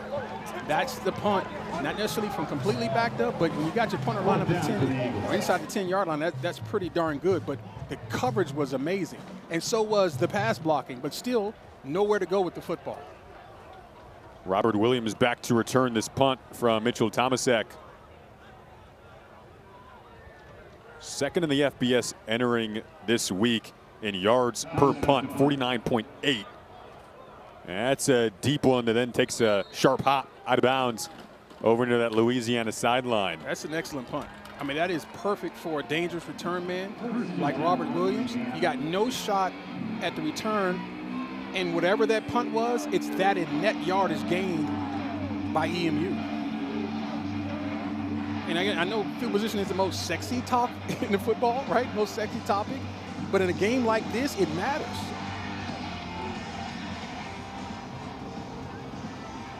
Head coach Michael Desimo on the sideline there for Louisiana. His 10th season overall at Louisiana. Head coach since 21.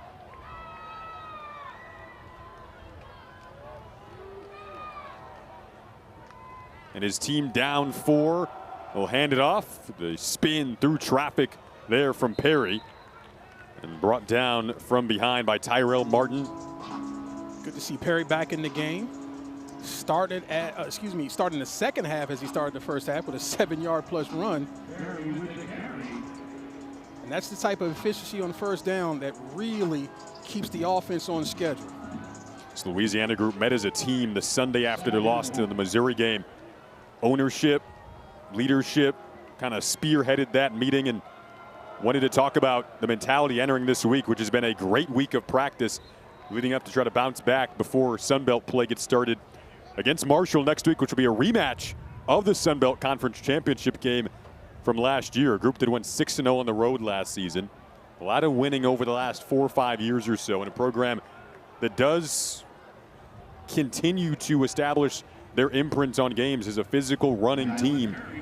Beal stepping in at QB today with Walker Howard still out, the transfer from Ole Miss, who began the season as the starter. Got injured in that Week 1 game, and now a 3rd and 1 here. Look at the people in the game. That's a defensive tackle, if I'm not mistaken, playing fullback.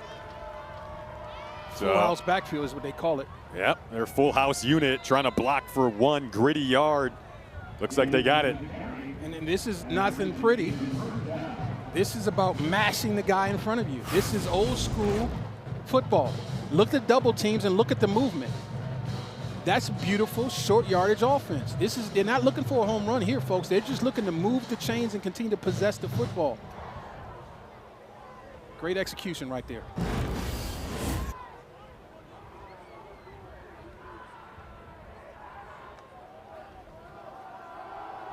A patient running here, which is what we've seen all day from both sides. We highlighted these running backs entering the day. Louisiana has their two-headed monster in the backfield. Zylan Perry, Bill Davis, Stephen Blanco, a third in there as well. Eastern Michigan saw Dante McMillan hit 2,000 yards for his career on the ground earlier today. We talked about the struggles with tackling from the Eagle defense. If you're Louisiana, just keep calling the runs. Just keep calling it. They've shown on film that they will put some poor tackling out there every now and then. Just continue to test that. Getting up near midfield. Beal has to improvise, use the feet well, then a toe tap of a grab. They're going to say that's complete on the sideline to Brock Chappell. That's great. That's great work by Brock Chappell. First of all, Beal keeping his poise. A lot of young quarterbacks now get happy feet. Now they want to take off and run. Breaks the pocket and looking downfield, and that's Chappell working back to his quarterback and presenting. Again, 6'5", 252. It's a heck of a target. Presenting the target to throw it right here along the sidelines. Gain of 11 there. They say Beal, his strength is the mental side of the game. Just kept things alive there, stayed calm. Running through the holes from Bill Davis. It's never too fast or flashy from these backs, but they wait for things to open up. Again, and that's the credit to the offensive line. Not a lot of penetration right now from the Eagles. So the offensive line is getting on blocks, and they're staying on blocks, and they're running them wherever and taking them wherever they want to go. That's what zone blocking does for you. You take the defender wherever he wants to go, and you rely on the back to cut the ball where he sees open grass.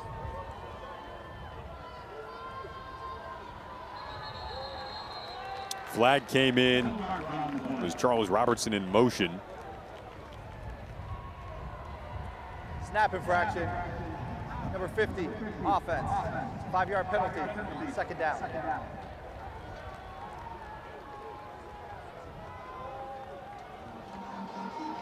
Those are the type of penalties, Jason, that just gets you off schedule.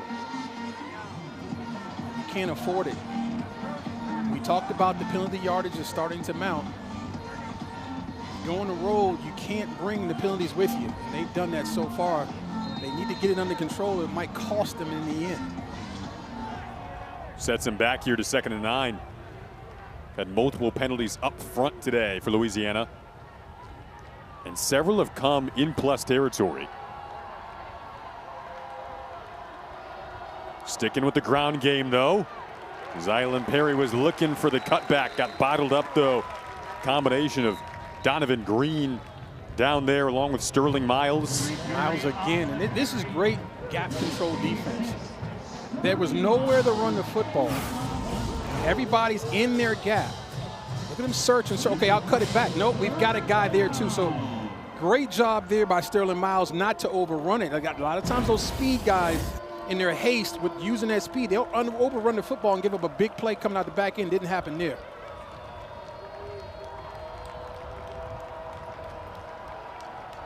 Flip it out. Perry had to make a man miss. Couldn't.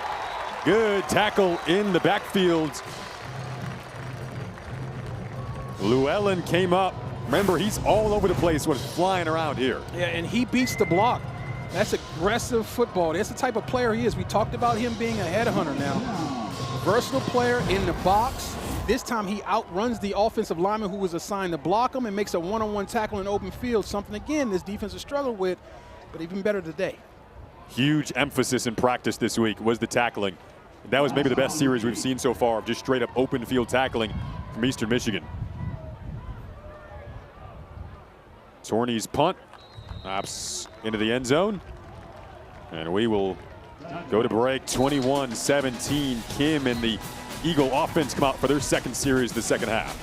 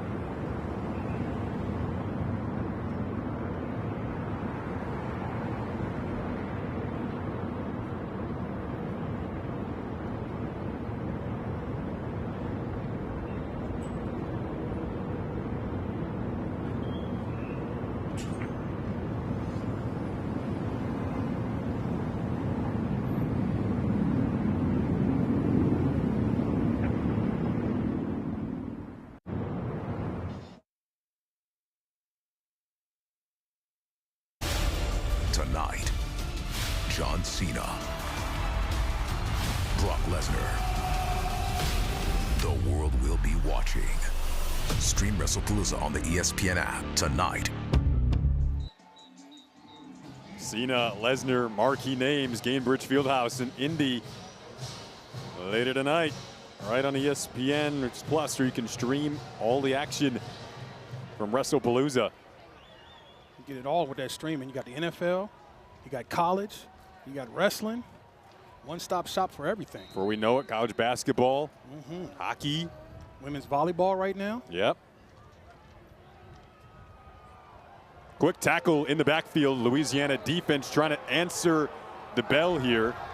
Down 4. You wonder if this, right now, early on in the half, it's been the tackling that hasn't been good for both of these teams stepping up. How about that? I mean, that beautiful job of wrapping and being physical by really a safety type player, a smaller guy that normally these backs take for rides. Excellent job.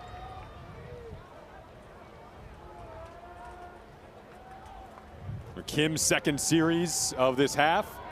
Rolls out, throws it down. It was that grab made. It was, but where are they marking this from Tavier Dunlap?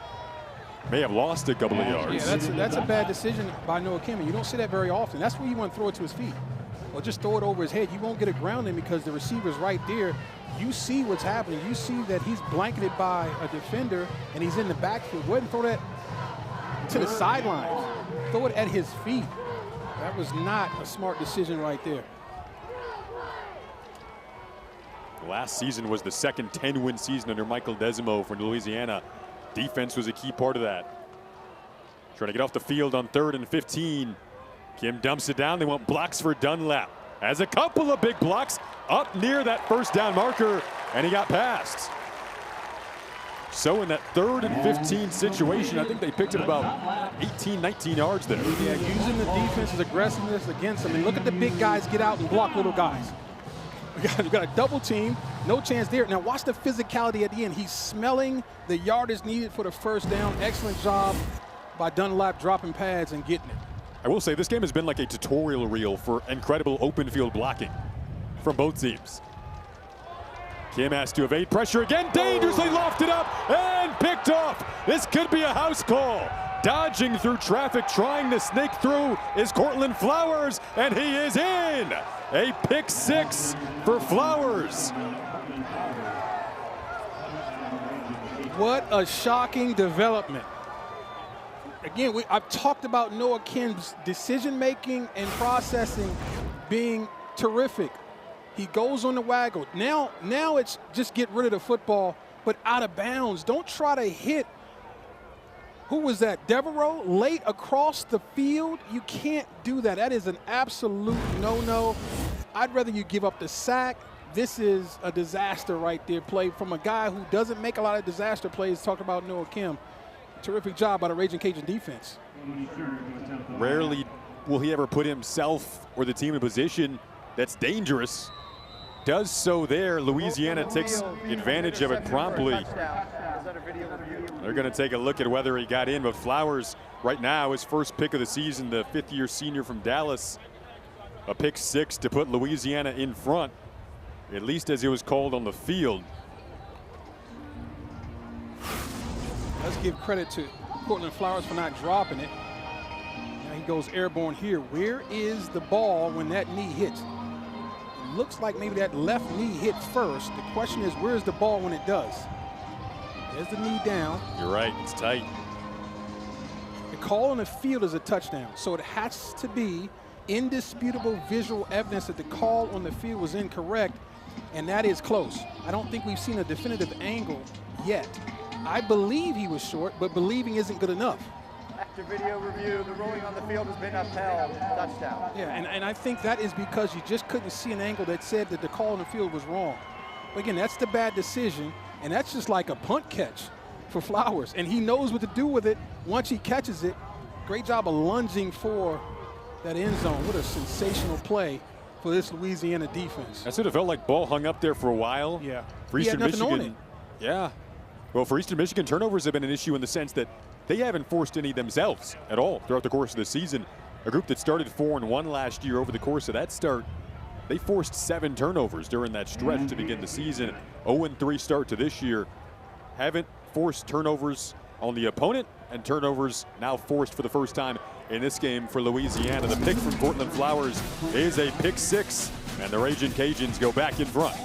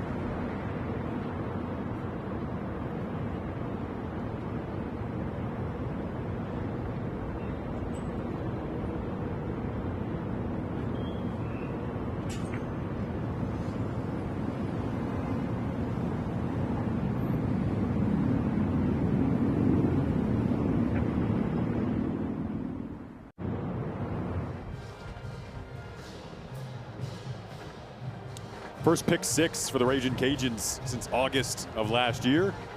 Comes at a timely moment to go in front. Third lead change of the day between these teams.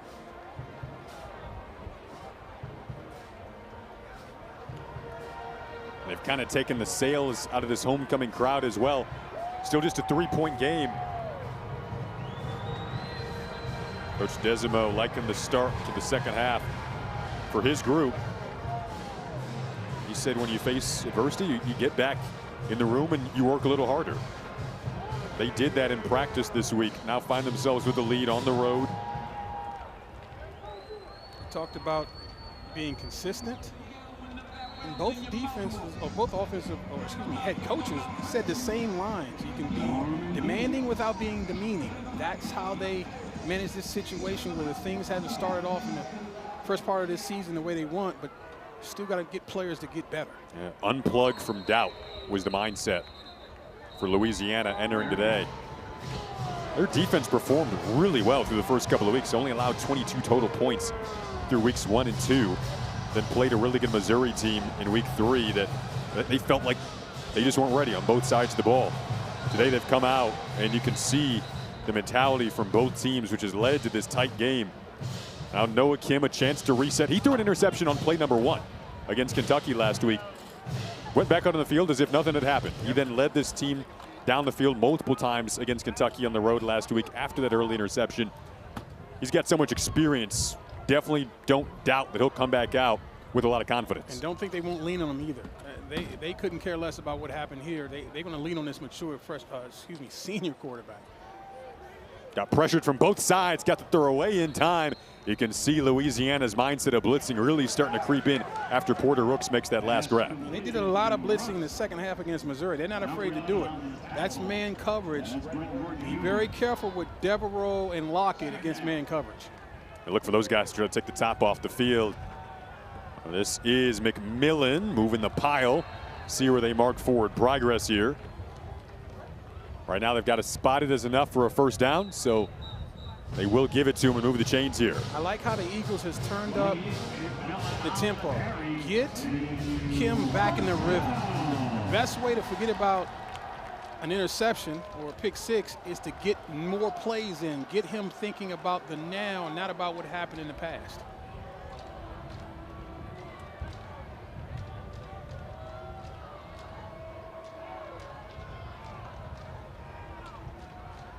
Kim hands it off. Broken tackles again. How about this second effort on the run from McMillan? Slashing up the sideline there. There's a hot term when describing running backs, and it's called contact balance. And this is what it looked like. When you hit me, I can keep going with physicality and burst. That's contact balance, folks. That's a very live body in that 8 uniform. Gain of 20 puts him over 100 yards for the day. They've got him back in here, dangerously trying to bounce it. Not too dangerous, though, with his speed. However, did that extension of the run lead to a call that may be in the holding zone here? I said 8 uniform. It's hard to tell between Dunlop and Offense, Miller. number 77, 10-yard penalty, first down. Well, that's not good. Everything's on schedule, everything moving forward. And you got the man tower, again with the second home penalty of the day. Those hands are too big, young fella. They're not going to miss it. Hands in the cookie jar, right? Need a bigger cookie jar. Big white gloves on, too. Got to keep those hands inside the frame. You can grab and hold as long as they're in the breastplate area. It's hard for the officials to see it. It's when those hands get outside the framework of the shoulders that makes it an easy call. That sets this way back, 1st and 20. Kim looking, has a man softly wafted up in a soft spot in the coverage. Wanted Porter Rooks. Pass intended for Porter Rooks, incomplete. I think he expected Rooks to keep going outside, Jason. Rooks sort of settled down in the soft spot of that zone, and I think he being Kim, expected him to keep drifting towards the sideline. It's a great throwing window. Yeah, see, he kind of settled down there. I think he thought he was going to keep going, which would have been a completion. As 2 guys not on the same page. Well, forces the short run on 2nd and 20. In a 3-point game, Coach Desimo for Louisiana, they just felt like their practice performance that has been good has not translated to game day this year. But today, especially in this 3rd quarter, would you say this 3rd quarter has been their strongest so far to this point? No question about it. And it's been the weakest for the Eagles. They have come out of the second half locker room not ready to play the majority of their game. So this is holding up to how it's been the trend all year. You're right. That was a big concern. Under 3 minutes to go in the 3rd. 3rd and 15 for Kim. Good coverage downfield. Found an open man in the seam. The speed of Devereaux on display again. Time and time again, Nick Devereaux coming up big. A grad student from Troy. Well, I love the throw, and obviously the dig route was great, but it's the time from the offensive line. Look how much time he has to break, contain, and find the open Devereaux downfield on the deep dig, which takes a long time, folks. Gain of 25 there. Stumbling through that hole, but still keeping his feet alive. That balance you talked about from McMillan, like a ballerina in pads. Yeah, this is a beautiful thing. So athletic. Watch him get skinny and low and duck under the arm tackle, the attempted arm tackle of the defender. Watch him come underneath.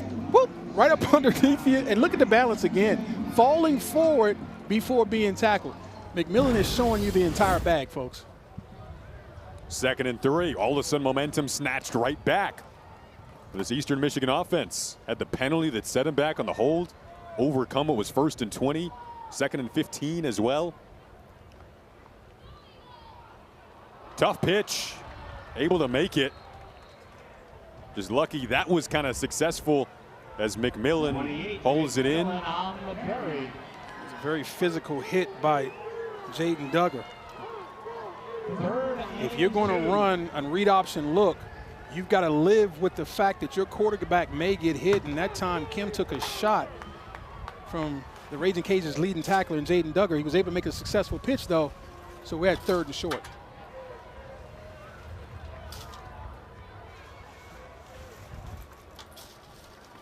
Looks like they'll try to run it behind this package. They do.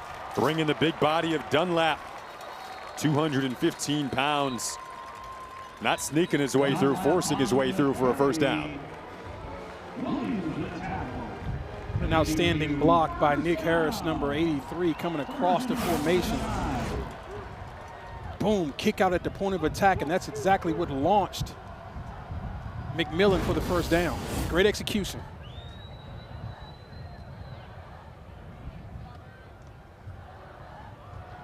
Hand it off once again, right into the teeth of that Louisiana defense.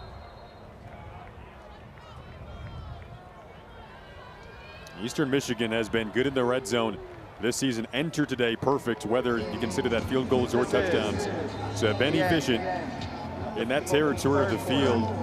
And trying to finish off this drive in a big way when we come back for the fourth quarter. A 3-point game in Ypsilanti.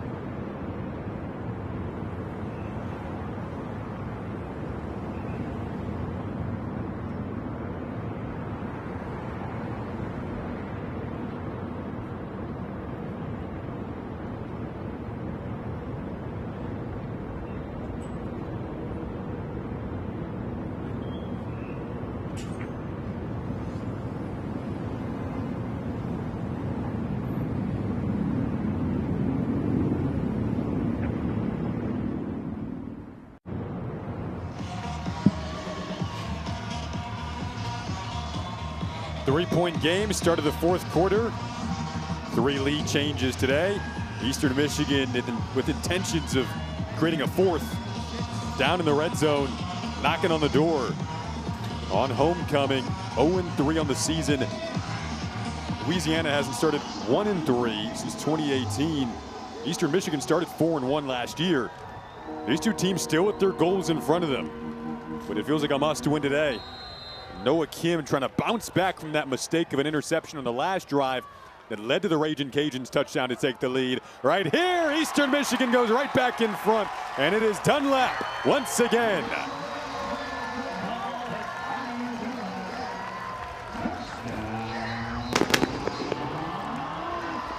When you got two backs that can get it done. It wears the defense down. We knew that Louisiana had two backs.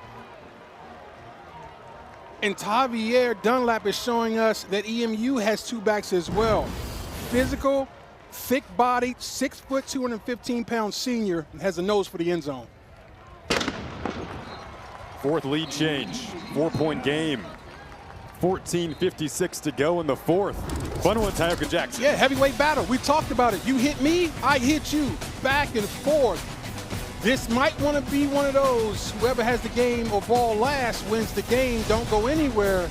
This is beautiful in the factory.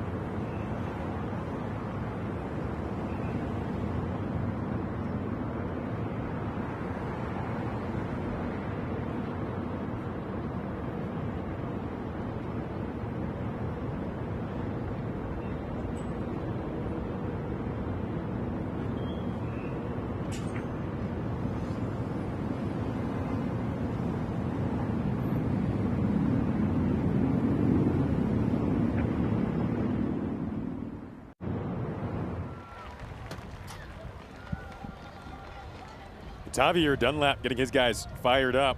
Talked about the two-headed duo on Louisiana's side. Got Zylan Perry and Bill Davis, but Tavier Dunlap says, hey, we got a two-headed duo over here as well, me and Dante McMillan. Started his career at Michigan, so you know he has Power 5 talent, and he's just now starting to get going. I mean, as they get into conference play, he's going to be a huge weapon in the MAC, because you know how physical that conference is. And so you're going to need two backs. We've seen Dante McMillan as a flat-out star, but Dunlap comes in. If he can continue to produce the way he has, he's going to be a big part of this offense as the season wears on. Buckle up for what should be, or what already is, a very good fourth quarter. 11 plays, 75 yards. Eastern Michigan goes down the field. Answering back, got to credit Noah Kim a lot as well. His mentality not wavering one bit after the pick six. Gotta have a short memory. We talk about cornerbacks having short memories when they give up big plays. Quarterbacks have to have them too when they have a disaster play like that. Kim amongst the top, and when you look at MAC quarterbacks so far in passing yards, is taken out by Robert Williams for Louisiana. And he tries to break a couple of tackles out near the 30-yard line. For Louisiana, Tioka, has Daniel Beal proved that you can't just load up the box against me because I can throw the football? No question about it. He is showing that continued work in practice, ongoing skill development will get you in the direction you want to go. People like to look at the first three games and think that the season's over. Well, you know, Coach Desmo talked about it's never as bad as people think it is, and it's never as good as people think it is when you're winning. And so that mentality of ongoing skill development, believing in our players, you're seeing Bill now be a beneficiary of that. And I expect him to get better and better as the season goes on, as you see the lunch pail group come in. What's it called? What do we call it? The lunch box? The lunch box. There we go. The lunch Winfield comes in. Every third series, they're bringing him in. Yep, that clever set of plays feeding off his fun name, Lunch Winfield Lunchbox. Offense. But 5-yard penalty. doesn't start at the high note. No, that's not how you want to do it. I mean, you know you got the Lunchbox crew coming in. You definitely want to start them with a 5-yard penalty for no reason. Got to be ready to play. And remember, this is coming off of a kickoff return situation, so there's really no excuse for that penalty. We'll find out what's in the lunchbox here. Usually it's a designed run. Here it is, designed run right on cue, hurdling a man, trying to get back to the original line of scrimmage, maybe about a yard shy of that. But definitely not, you don't want to set yourself back when you're going with the lunchbox type sets. No, you want to, in my opinion, you want to run zone coverage where eyes are on the quarterback when Lunch comes in the game. You want everybody to see him. You don't want to do a whole lot of man coverage, which you're tempted to do to bring people forward, because if he breaks the line of scrimmage on any kind of pass play with guys running away from him, you're in trouble. We'll hand it off. Spinning down is Bill Davis. This is a Louisiana group that had 4 total passing yards last week, as crazy as that sounds, against Missouri. Of course, 52-10 loss. Really good Mizzou team. Eclipsed that by far in the opening quarter alone on their opening drive when they had 39 yards passing. Opening drive that resulted in a touchdown. So they've moved the ball. But on 3rd and 8, this crowd at the factory going to get fired up here. Lunch stays in the game. That's very interesting to me, that in what looks to be a passing situation, your runner stays in.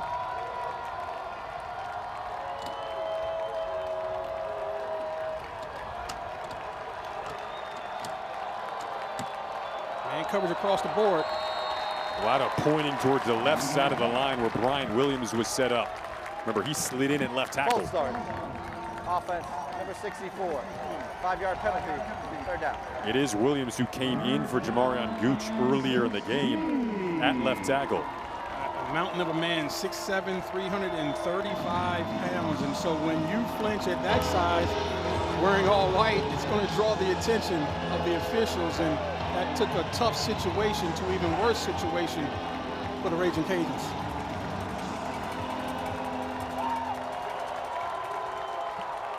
Seven penalties now for 55 yards, and very untimely penalties at that. They just opt to run it on the 3rd and 12. But they've gotten a lot of yardage on the ground. But like you said, when Winfield is in, it's not set up for 3rd and 12. And they'll have to punt this away with still plenty of time to go. Yeah, no need to be egotistical and try to, trick anybody. This game is still in doubt. You're still in it, no question about it. Get as much as you can get, and let's punt the football and play defense.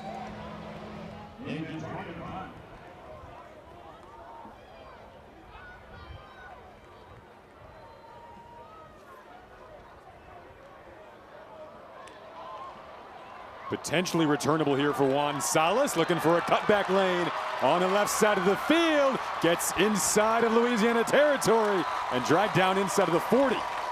Some momentum from the defense, momentum on special teams, and the crowd on homecoming day getting fired up. And that's the dangerous Juan Salas that I talked about earlier. Great punt return getting around the corner. Sets up the Eagles in plus territory when we come back.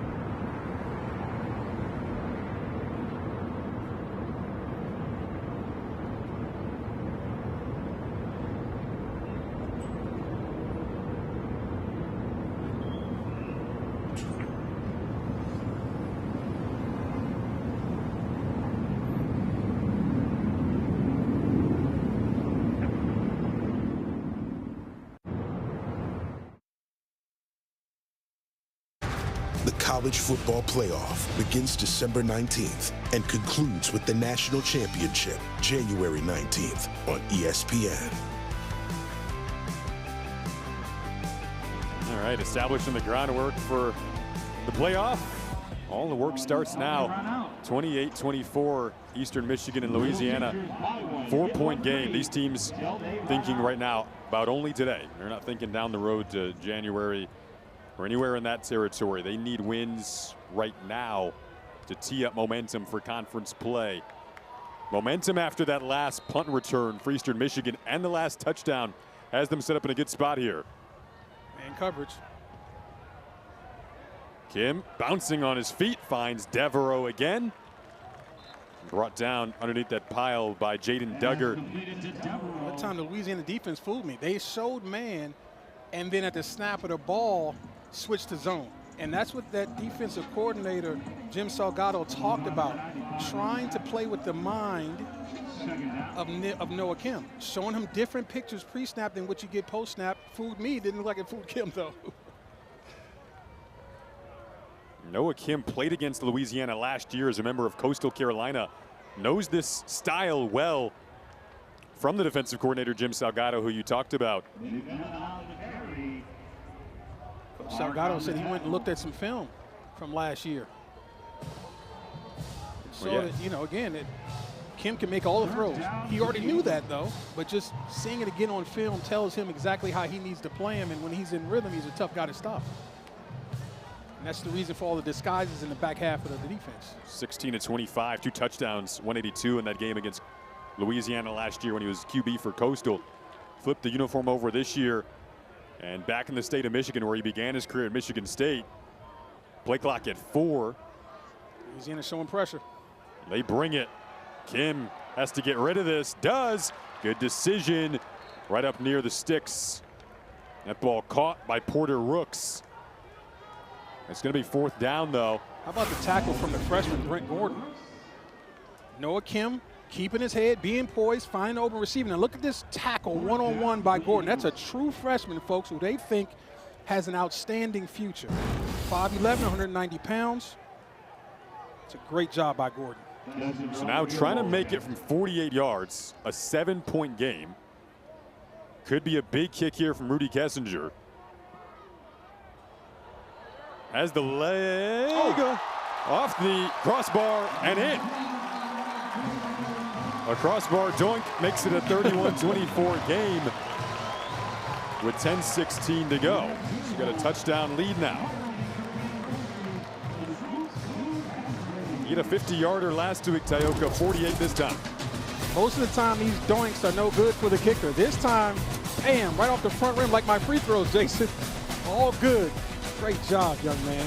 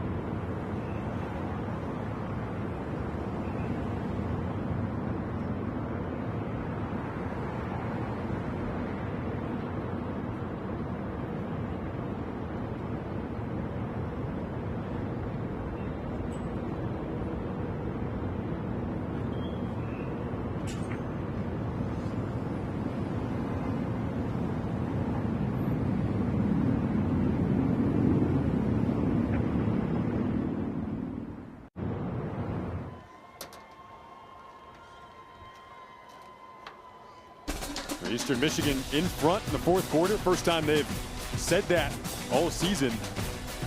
0-3 to this point, looking for a big win momentum-wise on homecoming day in Ypsilanti. Up 7, a one-possession game. Raging Cajuns can get the ball back here.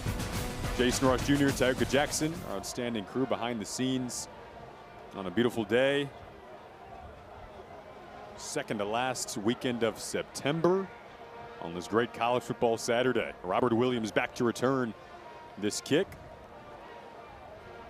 Eastern Michigan has had rough third quarters this season. That trend continued. No points on the board. But a quick start to this fourth for the Eagles.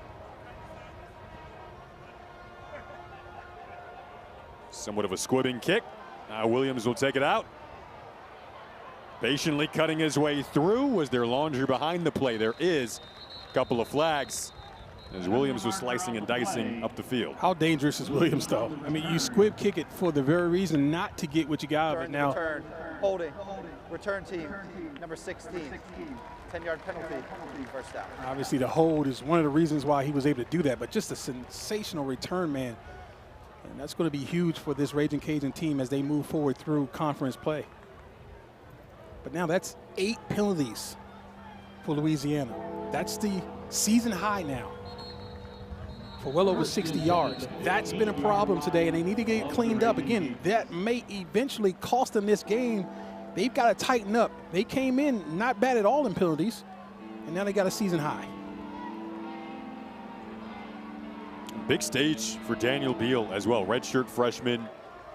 Really his first time in a scenario down the wire like this, trying to get his team a win. We'll dump it off, and the catch made over on the sideline. Trey Miller that time. Tight ends. Wayne State began his career in this state of Michigan before moving over to Louisiana. Hard play fake on the zone read going the opposite direction, and you boot Bill out on the back side and makes it an easy, comfortable throw, just a 2-route option. And you find Trey Miller wide open. Good execution.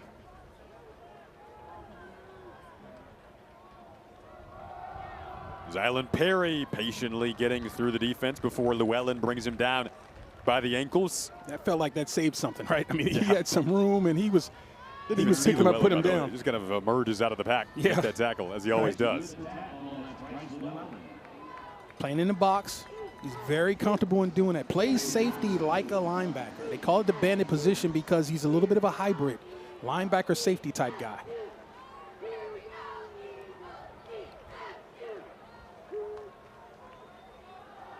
He'll fake the run this time. Bottled up, though, is Beal. Brought down and sacked. Reaching the defense that time. That's bias. Yep. Came up the middle. So this starts with outstanding coverage, because after this play fake, you want this ball to come out right now. And he's got nowhere to go, and bias shows up on time. So that's about the timing of great tight coverage, and the rush coming free ends up with a quarterback sack, 3rd and long.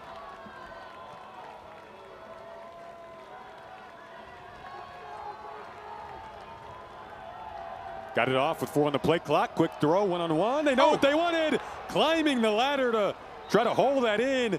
And it is an excellent grab.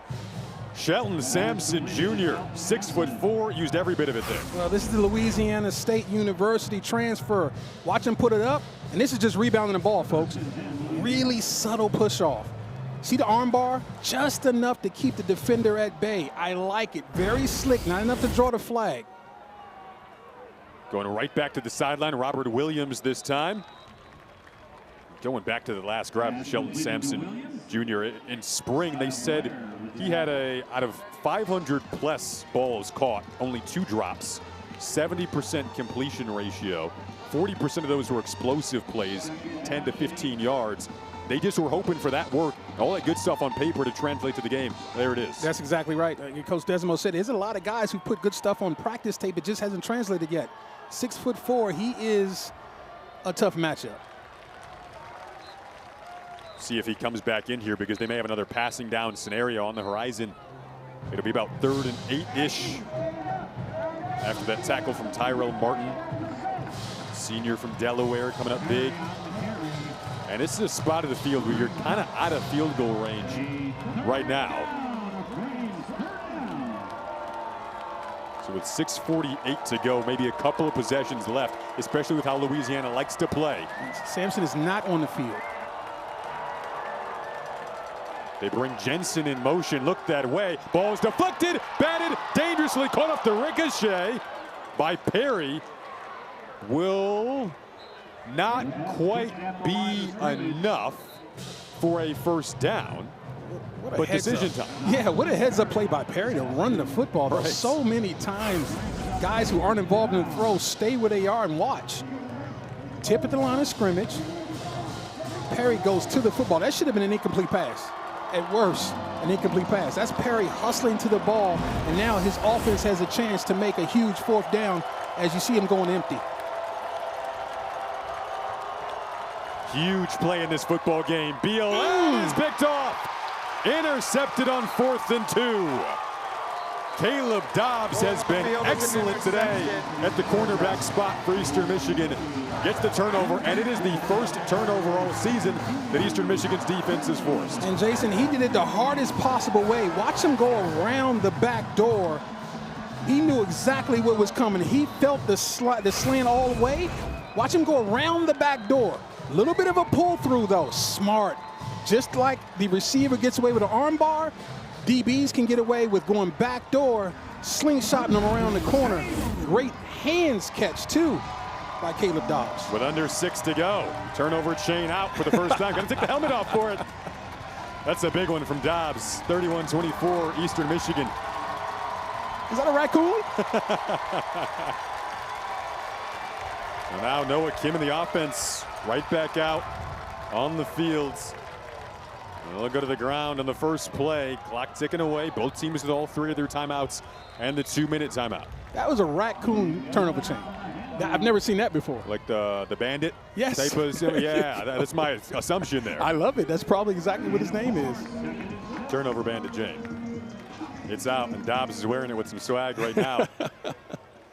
So now for Louisiana, you start to think about their scenario. A team that generally grinds out drives. They have had a couple of drives result in touchdowns in a little over 3 minutes today. But not ideal for them, so they want to get off the field as soon as possible and get their offense back out there. Yeah, it's still a one-possession game. You get a stop here, you're back in business. McMillan says that's going to be easier said than done. Ripping through tackles. There is a flag down behind the play. Holding. Offense number 77. 10-yard penalty. 2nd down.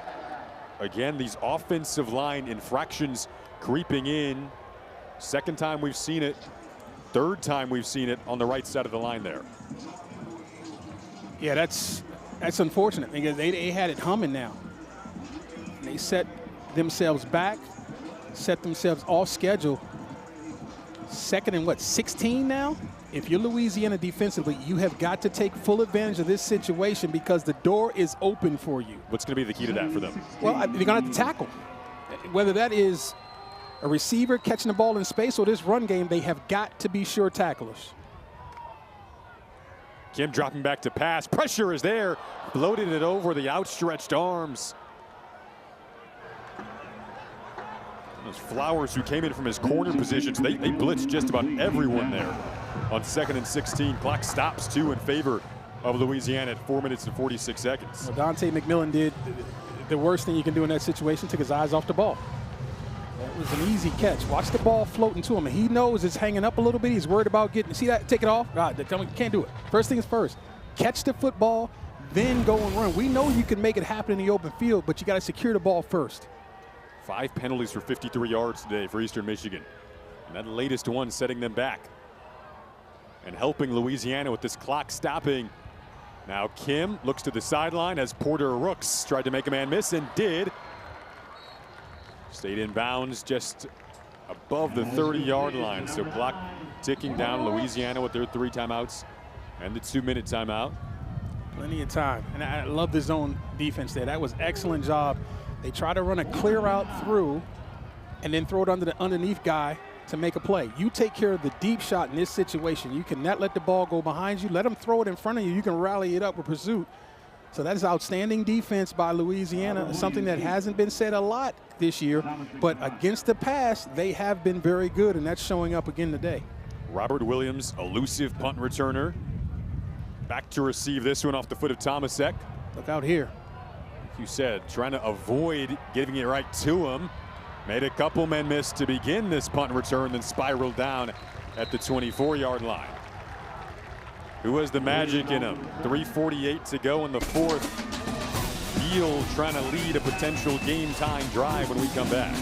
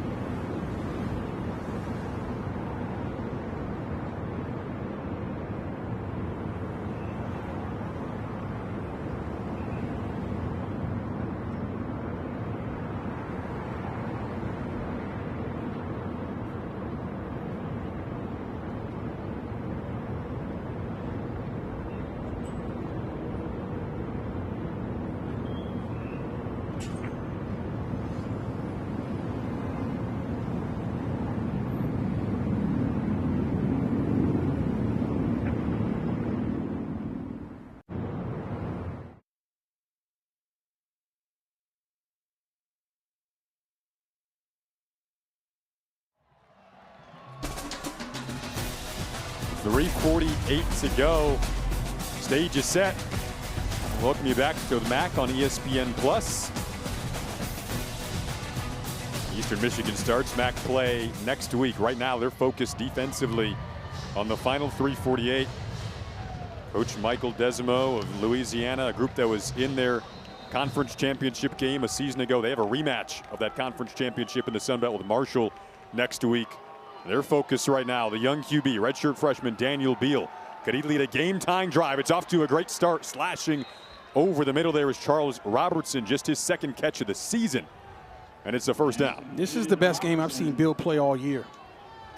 And it hasn't been perfect. But his toughness and his intelligence is shining through, and those are his superpowers. Won a couple of state championships in high school. Baton Rouge, Louisiana native, stayed in his home state. Now he's under pressure from Evans. His second interception of the game is what he throws on his back-to-back possessions. Picked off. And Eastern Michigan's defense that hadn't forced a turnover all season now has back-to-back INTs. Llewellyn this time with the pick. Well, did I jinx the young man? I'm not in love with the back-to-back throws when your best players are the running backs. But we talked about how intelligent and tough he is, and this is just pressure getting to a young man. That ball should never be thrown. And you see him grab his head right after he threw it. He understood that had no business being thrown. And at the very least, throw it out of bounds. You're outside the pocket. If you throw that ball out of bounds, as long as it gets to the line of scrimmage, there's no downing the football. Huge mental error by the young quarterback. And we got another turnover chain. Turnover raccoon chain is back out. We call him Bandit. That's our nickname for him until we find out otherwise. Llewellyn has had a day. They call him a safety that plays like a linebacker. I think that's been the best description we have heard. McMillan up the middle. Right now, Eastern Michigan trying to protect the football. Again, can't re-emphasize Eastern Michigan. They came into this week telling us we got to force some turnovers. Hadn't forced a turnover yet this season. They forced 7 in the first 5 games last year. It was a big part of a 4-1 start. This year, 0-3, but they forced 2 on back-to-back possessions. We had a timeout called by Louisiana. Please reset the clock. And they'll set up in plus territory here. Even a field goal can make it a 2-possession game. Thank you. With 3:02 to go. It is so hard to play straight-up defense, play after play, drive after drive, game after game. Even the best defenses really need to help yourself with turnovers. Just like in basketball, they talk about getting easy buckets in transition. Well, this defensively, the turnover is the great eraser. You can have a terrible series going on, but when you get that ball out and turn it over, all's forgiven. And they hadn't done it all year. They've got 2 in this game alone, and that's set up this situation where they've got a 7-point lead, the ball on the plus side of their territory, and they can be who they are offensively with a clock and game-killing drive right here. Chris Creighton knows there's still a lot of coaching to do down this final 3:02. If you're Louisiana, you're tugging at that football. You're trying to make your own big play.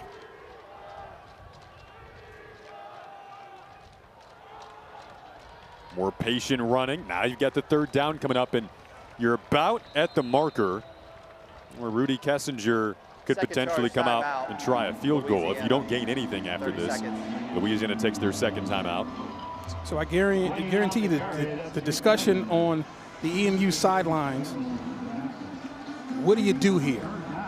Do you potentially throw for a 1st down and try to end the game by getting a 1st down, or are you going to put it on your offensive line and your backs to run tough, and if you don't get it, the clock is rolling? So this is one of those critical situations where the decision-making here is going to help decide this football game. Mike Piakowski, it's on him to come up with the right decision.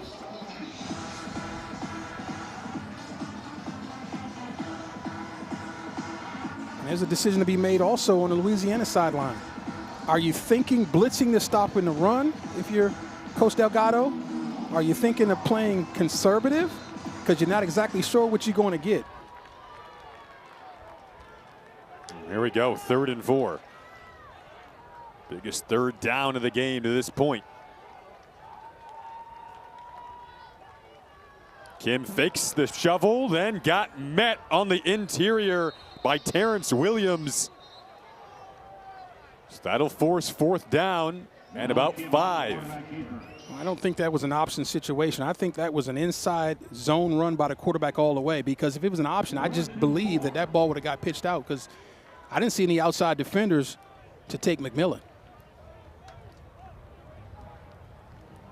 Great job by Louisiana. Now you've given your offense a chance.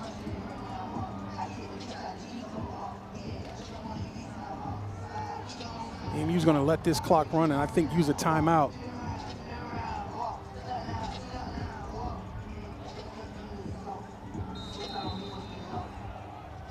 First charge timeout. Eastern Michigan. Should be a 52-yarder from where they're setting up. Rudy Kessinger hit a 50-yarder last week at Kentucky, redshirt freshman from Columbus, Ohio. He'd be trying to make it a 10-point game. So that discussion right now in the middle of that Louisiana huddle is about, first things first, being on sides. You cannot be off sides in this situation. Second, you're telling your defensive lineman, Kessinger's going to have to drive this football. This is a block opportunity. He can't just pop it up and get that thing 50-plus yards. So you're going to have your opportunity to block this if you get penetration and get your hands up. But repeat, don't be off sides, because that could kill our game.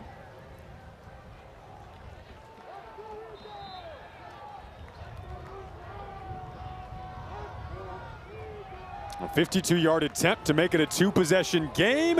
It is wide, well wide. And Louisiana very much still alive in this football game. Wow. Pressure kick. As they say, pressure bust pipes, but pressure also creates diamonds, and now the pressure is on Louisiana offense. Can their young quarterback, Beal, clear everything that's happening up until this point, be calm in this situation, and make the right decisions? First of all, I think the run game is still available. You got 2 minutes and 8 seconds. You have only one timeout, but remember, in college football, you also have the 2-minute timeout, and you also stop the clock with every first down. So running the football, to me, is still a viable option. Terrence Williams had the big tackle for Louisiana to force that 4th and 5. And the missed field goal. Beal gets to reset. He's throwing interceptions on back-to-back possessions. Delivers this. It's dangerously batted up at the line of scrimmage. Eastern Michigan's defensive line really humming right now. They're tasting blood and water. That's what this is. This is where I think, again, a run gives you opportunity to gash the defense. They're in full pass rush mode up front. As you really get a good look at Messiah Blair, who's been very active and all over the field. You got Blair and Sterling Miles on opposite corners. This rush is coming, folks. 6'7", got his big paws on that last pass. We'll see if they listen to you on the run game here. They do. Nice cut, good hole. Oh, what a hurdle there from Perry. There is a flag down, though. That was a gorgeous sequence of running from Perry, from the patience to the hurdle to how it ended. But is it coming back? No question, it's coming back with another hole. Offense, number 50, 10-yard penalty, 2nd down. This is the 2-minute timeout. 1:56 to go. Louisiana gonna have to hurdle their way over that last penalty marker when we return. Looking for some 4th quarter magic in the final 2 minutes.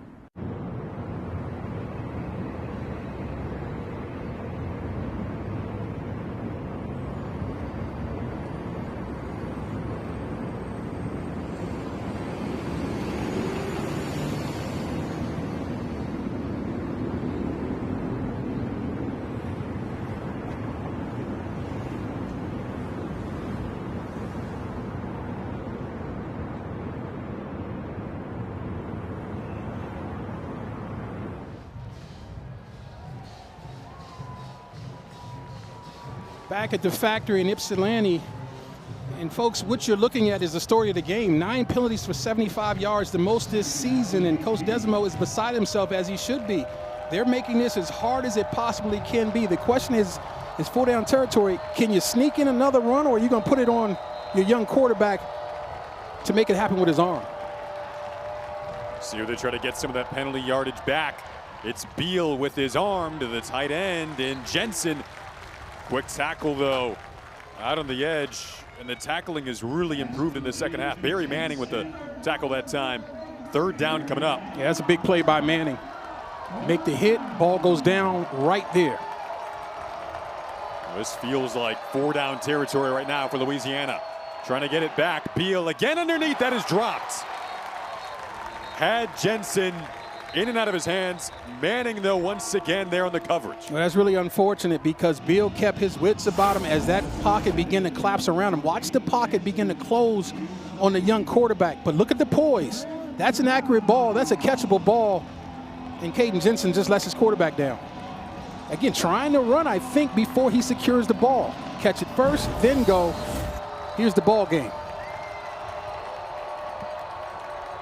Beal was given another lifeline, trying to keep it alive. Eludes the pressure. Flag goes down. Lofts it up. That is caught. Guess what? It's coming back. There's a flag down. Shelton Sampson made the grab, but everyone looking back to that marker. Holding. Offense, number 71. 10-yard penalty. Fourth down. They got George Jackson, and it's going to come back again. O-line infractions derailing this series. Let's take a look at it. Left side of your screen.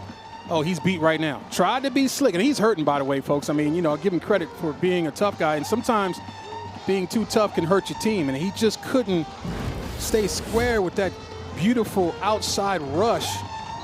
I believe that was Sterling Miles turning that corner and try to get away with a quick pull. Didn't happen, and now fourth down and forever.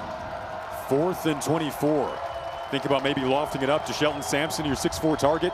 If you have time to do that, they're going to loft it up. Looking for Williams in traffic. Third interception of the day, and this one should seal the deal. There is a flag behind the play. Salas picked it off. Roughing the passer. Whoa. Defense, number 0.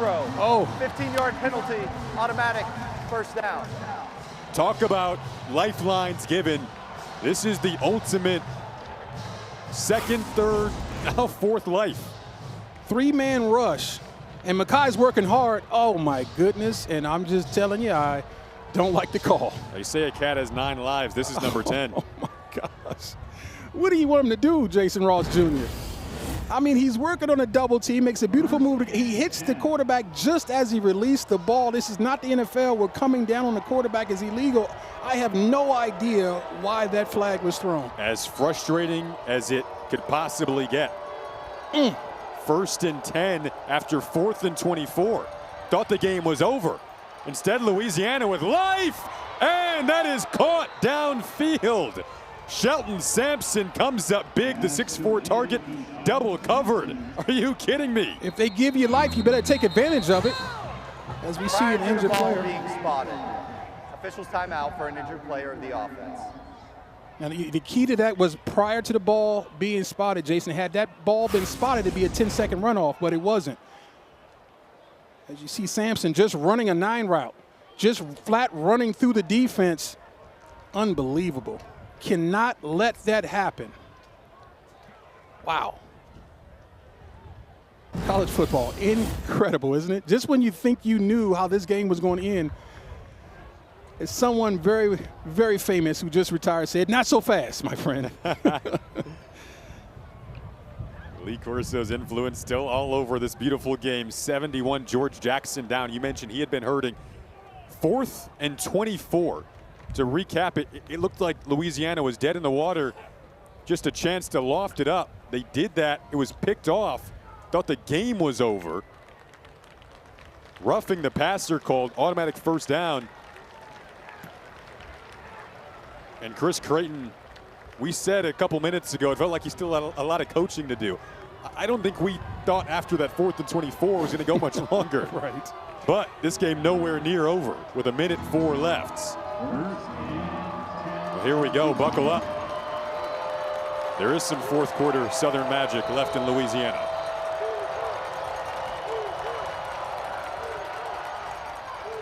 Beal overthrew that, but what is this call as there was a lot of hand fighting and entanglement there. I think you're going to have some defensive holding. Dobbs goes palms up like, what did I do? There was a lot of fighting between the hands on both sides. Holding. Defense, number 17. 10-yard penalty. Automatic first down. Yep, so they get Dobbs. And this is ridiculous. I mean, let's be honest about it.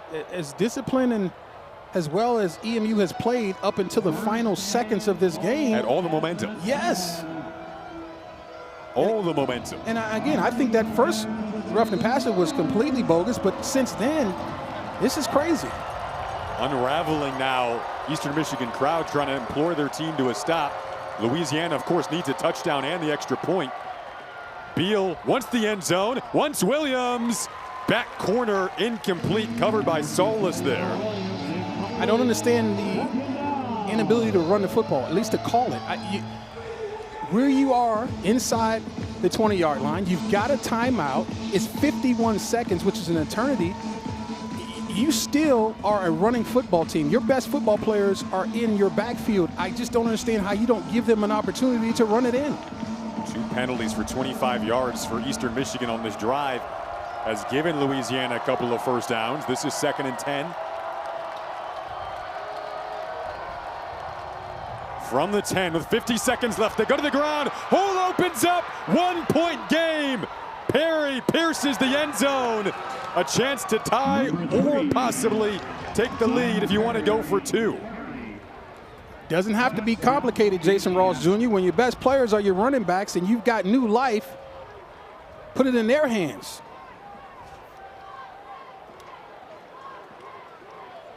The all-important extra point as they're going to seek to tie this with 47 seconds left. Tony Sterner to attempt the point after.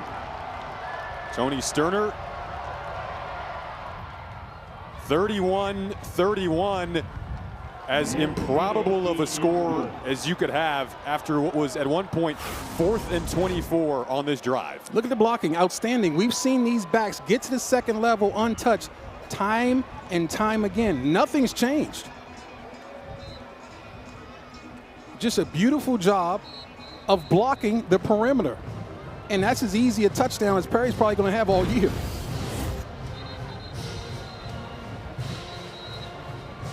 This all goes back to a stop from the Louisiana defense. A missed field goal from Rudy Kessinger, which kept Louisiana alive. It looked like they weren't alive anymore after a 4th and 24 play that resulted in a roughing the passer call that kept things going. Then a couple more penalties for Eastern Michigan. And Louisiana goes to their strength to cap it off in the ground game of Zylan Perry. This is why you love college football. You wake up on a Saturday and you never know what could happen. When you think you know, you probably don't know. So you better watch it because the players will decide it.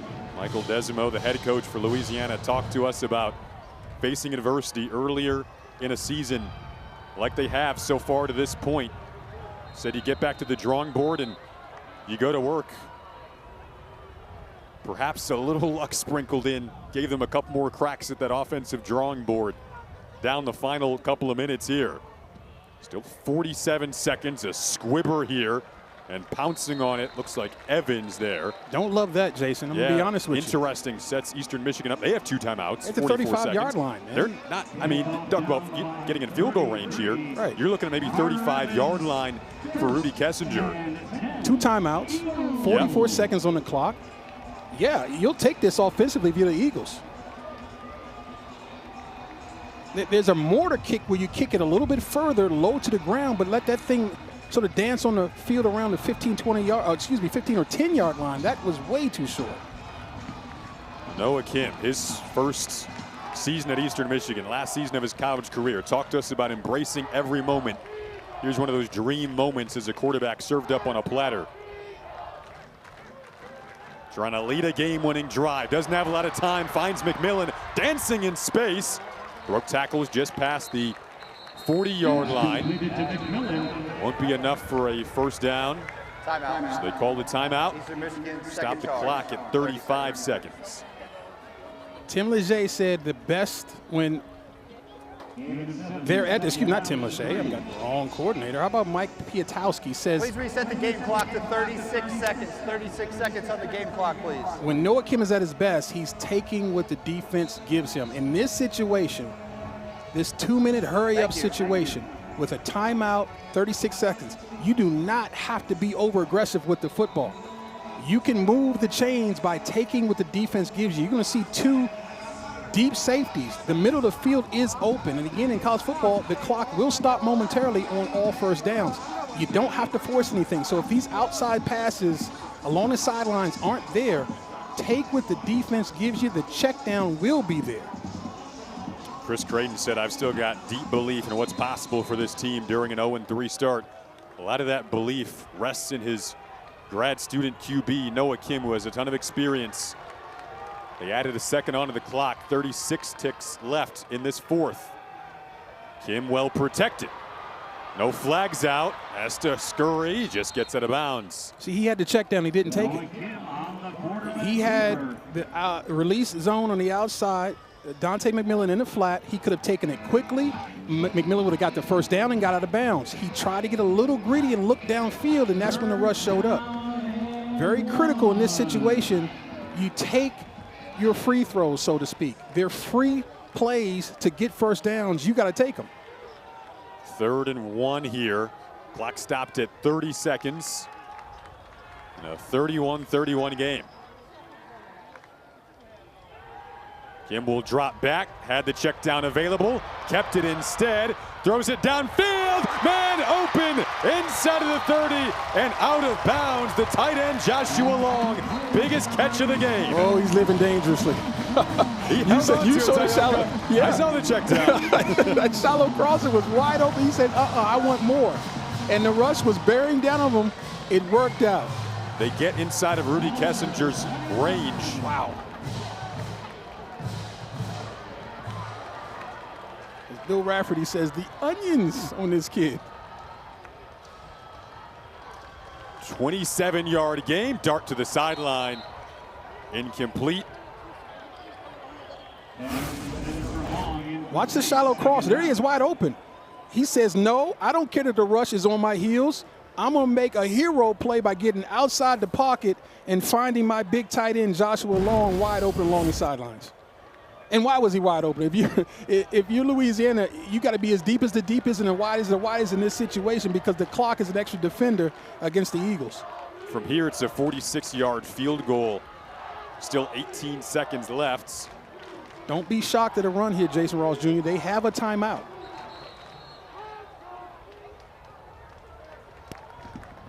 Third and final charge timeout, Louisiana. There's no reason that you have to kick this ball on 4th down. You can pop a run and get to where you want to be in the field and call your timeout and kick it on 3rd or 4th down. You don't have to wait till 4th. It can happen on 3rd. So what I'm saying is I wouldn't be against running the football here.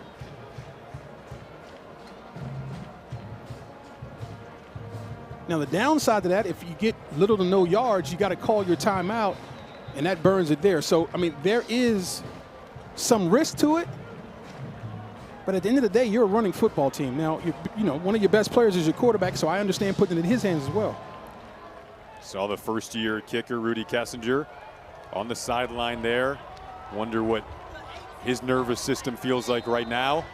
Missed his last attempt.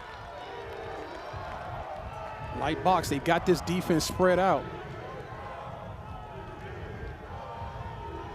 And with their tailback stepping up like that, that takes the run game out of it unless it's going to be quarterback run. Kim looking to pass to the sideline. Incomplete, quick decision to throw that away. Only receiver in the vicinity was Devereaux. Number 81 is in the area, 3rd down. Yeah, it's smart. He wants to avoid the sack that may take his team out of field goal range. That's just a smart play. Once you throw that pass beyond the line of scrimmage toward a receiver, takes downing out of the equation.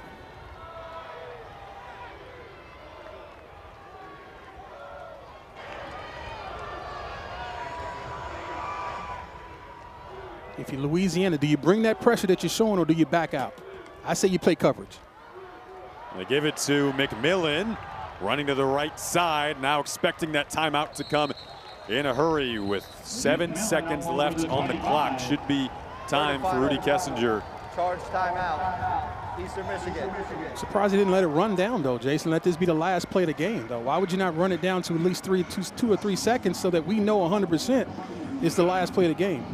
Chris Creighton wasn't happy about something. You saw head coach for Eastern Michigan in there irate, talking with his staff. We're talking to the officials, but here he's talking to the officials with 7 seconds left.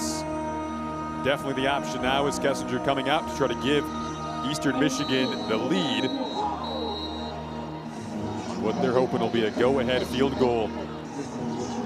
I think this argument, Jason, is that he didn't call a timeout because he understands that, hey, he's not trying to speak to existence, but what if there's a terrible snap or block or whatever?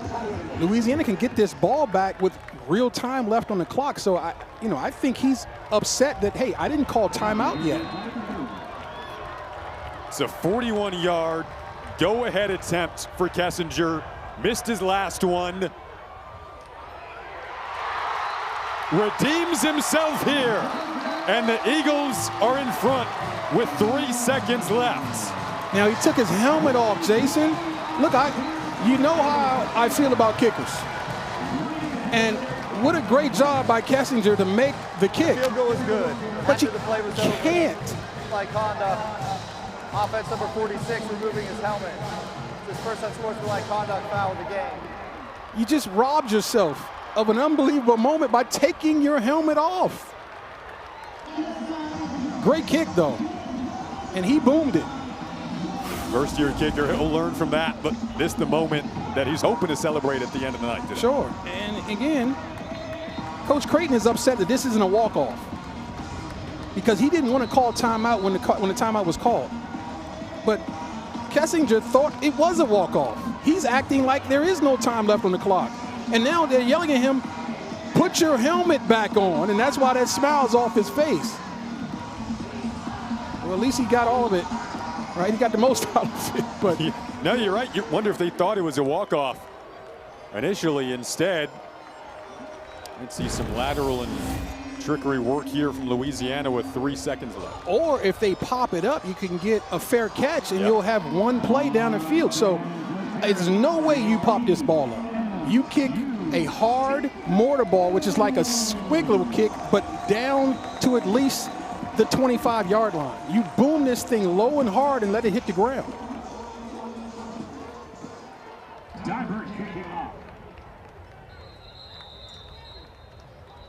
See, I don't like kicking it up in the air in this situation because it creates this. Obviously, you say, well, it's one play, 3 seconds left. Well, what happens if it's another roughing a passer? What happens if it's a pass interference? And now you got untimed down situations. This game has been crazy enough. I'm kicking that ball on the ground and making them pick the ball up and run this clock out. It has been a day where right when you think it's over, it's not. Louisiana was able to give themselves a few more lives than we expected in the last possession, but just 3 seconds left now. So with 3 seconds, that takes the quick out pattern, stop the clock out of it. So this is going to be the crazy play that every offense walks through on every Friday. I think you're going to see some pitching. Eastern Michigan rushes 3. Beal, it is caught. First lateral. Now running with it is Sampson Jr. You got to reverse the ball. Drops there you it go. back. Beal once more. That's over a forward to pass. Robert Williams. He gets caught, and it would have been a forward pass anyway. So Eastern Michigan. Illegal forward pass. Offense. Penalty will be declined. On homecoming day, survives and picks up win number 1 of the season in a game with a script that felt like it wasn't ending for them after they thought it was over. Had to keep battling down the stretch, and they pick up win number 1 in front of the home fans. Well, this game turned out to be exactly what we thought it was going to be. Hotly contested. We thought we would see a better version of both of these teams that we had seen on tape. They did not disappoint. Obviously, there's a lot to clean up, starting with penalties on both sides, but also there's a lot of good stuff they can build off as they head into conference play. Dramatic finish down the stretch. Noah Kim, the grad student QB, picks up his first win as the starter at Eastern Michigan. 34-31. Both of these teams will start conference play next week. Eastern Michigan playing Central Michigan. Louisiana taking on Marshall. Another look at what turned out to be the game winner. From 41, Kessinger's first career game-winning field goal. And he didn't lay it short either. He put some power behind it, but that's going to be a teachable moment for the young kicker, Kessinger. Keep your helmet on until you get to the sidelines. Then you can get lit. They can light it up tonight now in Ypsilanti, getting that first victory. Blend of the youth and the experience getting involved today, and ultimately a victory for Eastern Michigan. For Taoka Jackson, our producer Jeff Graham, director Kevin Shank, everyone in the crew, you guys were phenomenal behind the scenes. I'm Jason Ross Jr. saying so long. Thanks for watching the MAC on ESPN+. Have a great rest of your college football Saturday.